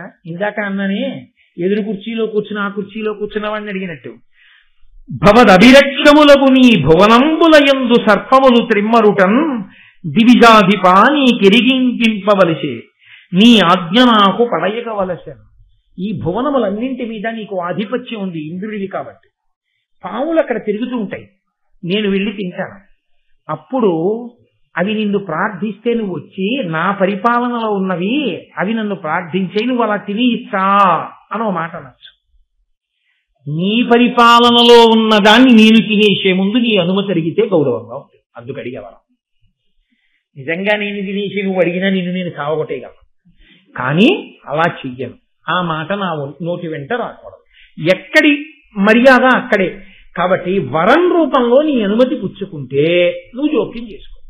అప్పుడు నేను వరం ఇచ్చానయ్యా నువ్వు తప్పుకోవచ్చు. నువ్వు నా మీదకి యుద్ధానికి రావక్కర్లేదు, నేను ఓడించక్కర్లేదు. 10 మాటలు ఇంద్రుణ్ణి ఓడించచ్చు. కానీ నాకన్నా ముందు పుట్టిన వాడివి, దేవలోకాధిపతివి, నిన్ను అస్తమానం అగౌరవం చేసి నాకేం గౌరవం అయ్యా? పెద్ద స్థానంలో ఉన్నవాడిని గౌరవించాలి కానీ ఆయన్ని అగౌరవపరచడం నాకు గౌరవమా? కాబట్టి వద్దు. కాబట్టి అనుమతి నిన్ను ఎందుకు అడిగానో తెలుసా? భవిష్యత్తులో 10 మాటలు నేను నీ జోలికి వచ్చానన్న అపనింద నాకు ఉండకూడదు. అనుమతి అడిగి తినేశాననుకో కూడా ఉండదు. బలం లేక కాదయ్యో, అంతర్లేదు.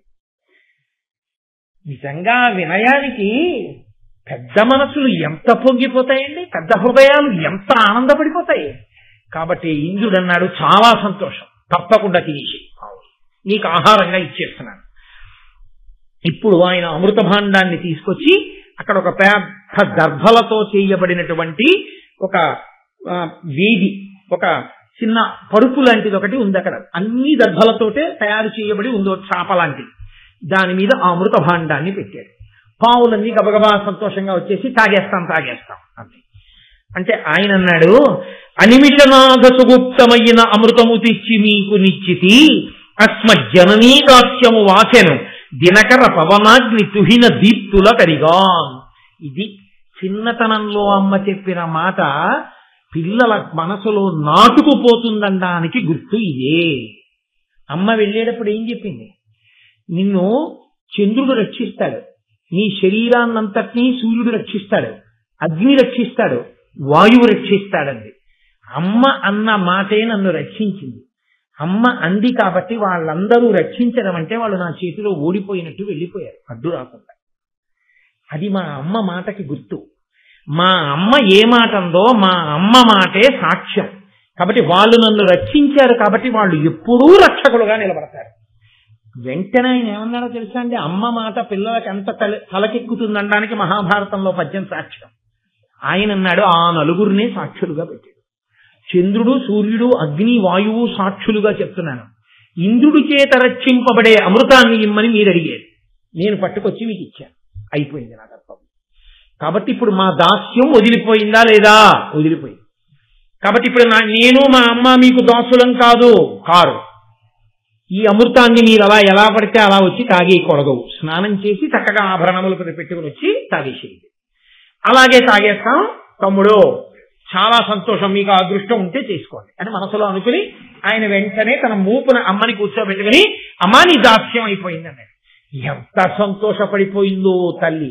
ఆ తమారుత అని కదా ఆ రెక్కలు అల్లారుస్తూ అమ్మని ఎక్కించుకుని వెళ్ళిపోయాడు. వీళ్ళు గబగబా స్నానం చేద్దామని సముద్రం దగ్గరికి వెళ్ళారు. వెళ్ళి ఆ జలాశయం దగ్గరికి వెళ్ళి స్నానం చేసి వస్తున్నారు. వెళ్ళిపోతూ గరుత్మంతుడు ఇతరులకు కనపడకుండా తనకి మాత్రం కనపడేటట్టుగా నిలబడిన ఇంద్రుడికి ఒక నమస్కారం చేసి సౌజ్ఞ చేశారు.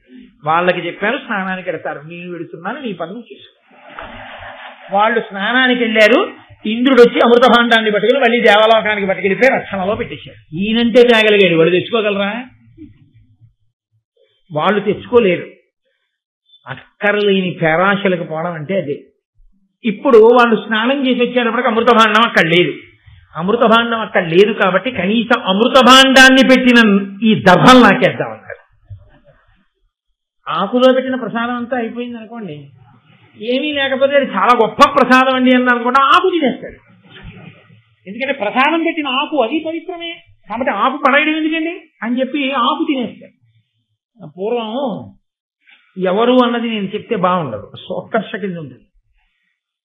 పరిశేచనం చేసి నైవేద్యం చేశాం కదా అని భోజనం చేసే ముందు ఆకులు కూడా లవంగ మొగ్గలతో కుట్టుకుని లేత తమలపాకుల విస్తట్లో భోజనం చేసి ఏదీ ఈశ్వర నివేదనం చేయబడినటువంటి పాత్రతో సహా విడిచిపెట్టకూడదని చిట్ట చివర తమలపాకులు లవంగ మొగ్గలతో కుట్టినటువంటి ఆ విస్తట్ని కూడా ఇలా మడత పెట్టేసి నోట్లో వేసుకుని వెళ్ళిపోయాడు మహానుభావుడు. అలా వాళ్ళు ఇది అమృతం పెట్టిన దర్భలు కదా అని నాకితే దర్భల యొక్క అంచులు చాలా సూదిగా పదునుగా ఉంటాయి. ఆ నాలుకలన్నీ చీరుకుపోయి 2 నాలుకలయ్యి. పావులన్నిటికీ ద్విజిహ్వులు అని పేరు వచ్చింది. 2 నాలుకలు పావులో ఉండడానికి కారణం అప్పటి నుంచి వచ్చింది. సంతానం కూడా అలాగే పుట్టుకొచ్చింది. కాబట్టి అలా పావులకి దక్కింది ఏమిటి అంటే 2 నాలుకలు అయిపోయాయి.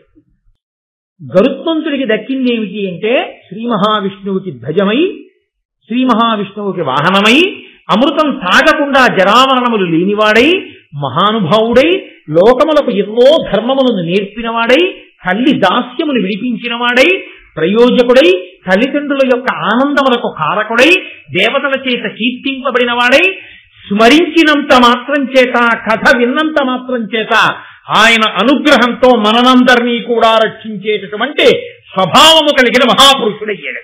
అందుకే ఎక్కడ గరుత్మంతుడి కథ చెప్తారో అక్కడ శ్రీ మహావిష్ణువు దేవతలు కూడా ప్రీతి చెందుతారట. ఇంతటి మహాపురుషుడి గురించి చెప్పుకున్నారు. కాబట్టి అటువంటి గరుత్మంతుని యొక్క కథ ఎక్కడ చెప్పబడుతోందో భరతాంతర్గతంగా, ఎక్కడ కూర్చుని వింటున్నారో, ఈ సౌపర్ణాఖ్యానము భాసురముగా వినిన పుణ్య పరులకు అధిక స్త్రీ సంపదలకు దురిత నిరాశంబగు వాయు ఉరగర క్షోభ భయముల్. ఎవరైతే ఈ గరుత్మంతుని యొక్క కథని వింటున్నారో వాళ్ళందరికీ కూడా అధికమైనటువంటి స్త్రీ సంపద అంటే ఐశ్వర్యము కలుగుతుంది. ఐశ్వర్యముతో పాటుగా 10 మందికి పనికొచ్చేటట్టుగా జీవించగలిగినటువంటి స్థితి, ఇతరుల యొక్క కష్టమును తమ యొక్క శక్తి చేత తొలగతోయగలిగినటువంటి మంచి బుద్ధి, ఎవరు వచ్చి నిలబడితే అమ్మయ్య ఈయనున్నాడు చాలని 10 మంది సంతోషిస్తారో అలా ప్రయోజకుడు కాగలిగినటువంటి వ్యవస్థ ఈ సౌపర్ణాఖ్యానమును ఎవరు వింటున్నారో, ఎవరు చదువుతున్నారో అటువంటి వాళ్ళందరికీ కూడా కలుగుతుంది అని మహానుభావుడు ఋషితుల్యుడైనటువంటి నన్నయ్య గారు తన నోటితో అని ఈ కథ విన్న వాళ్ళకి అంతేకాదు, ఈ కథని పరమభక్తితో విని చేతులు జోడించి నమస్కరించినటువంటి వారందరికీ పాపములన్నీ కూడా దగ్ధమైపోతాయి. దగ్ధమై వాళ్ళు అమృతమును తాగిన వారితో సమానమవుతారు. వారికి ఈశ్వర భక్తి కలుగుతుంది అని మనకి ఫలశ్రుతిని చెప్పారు.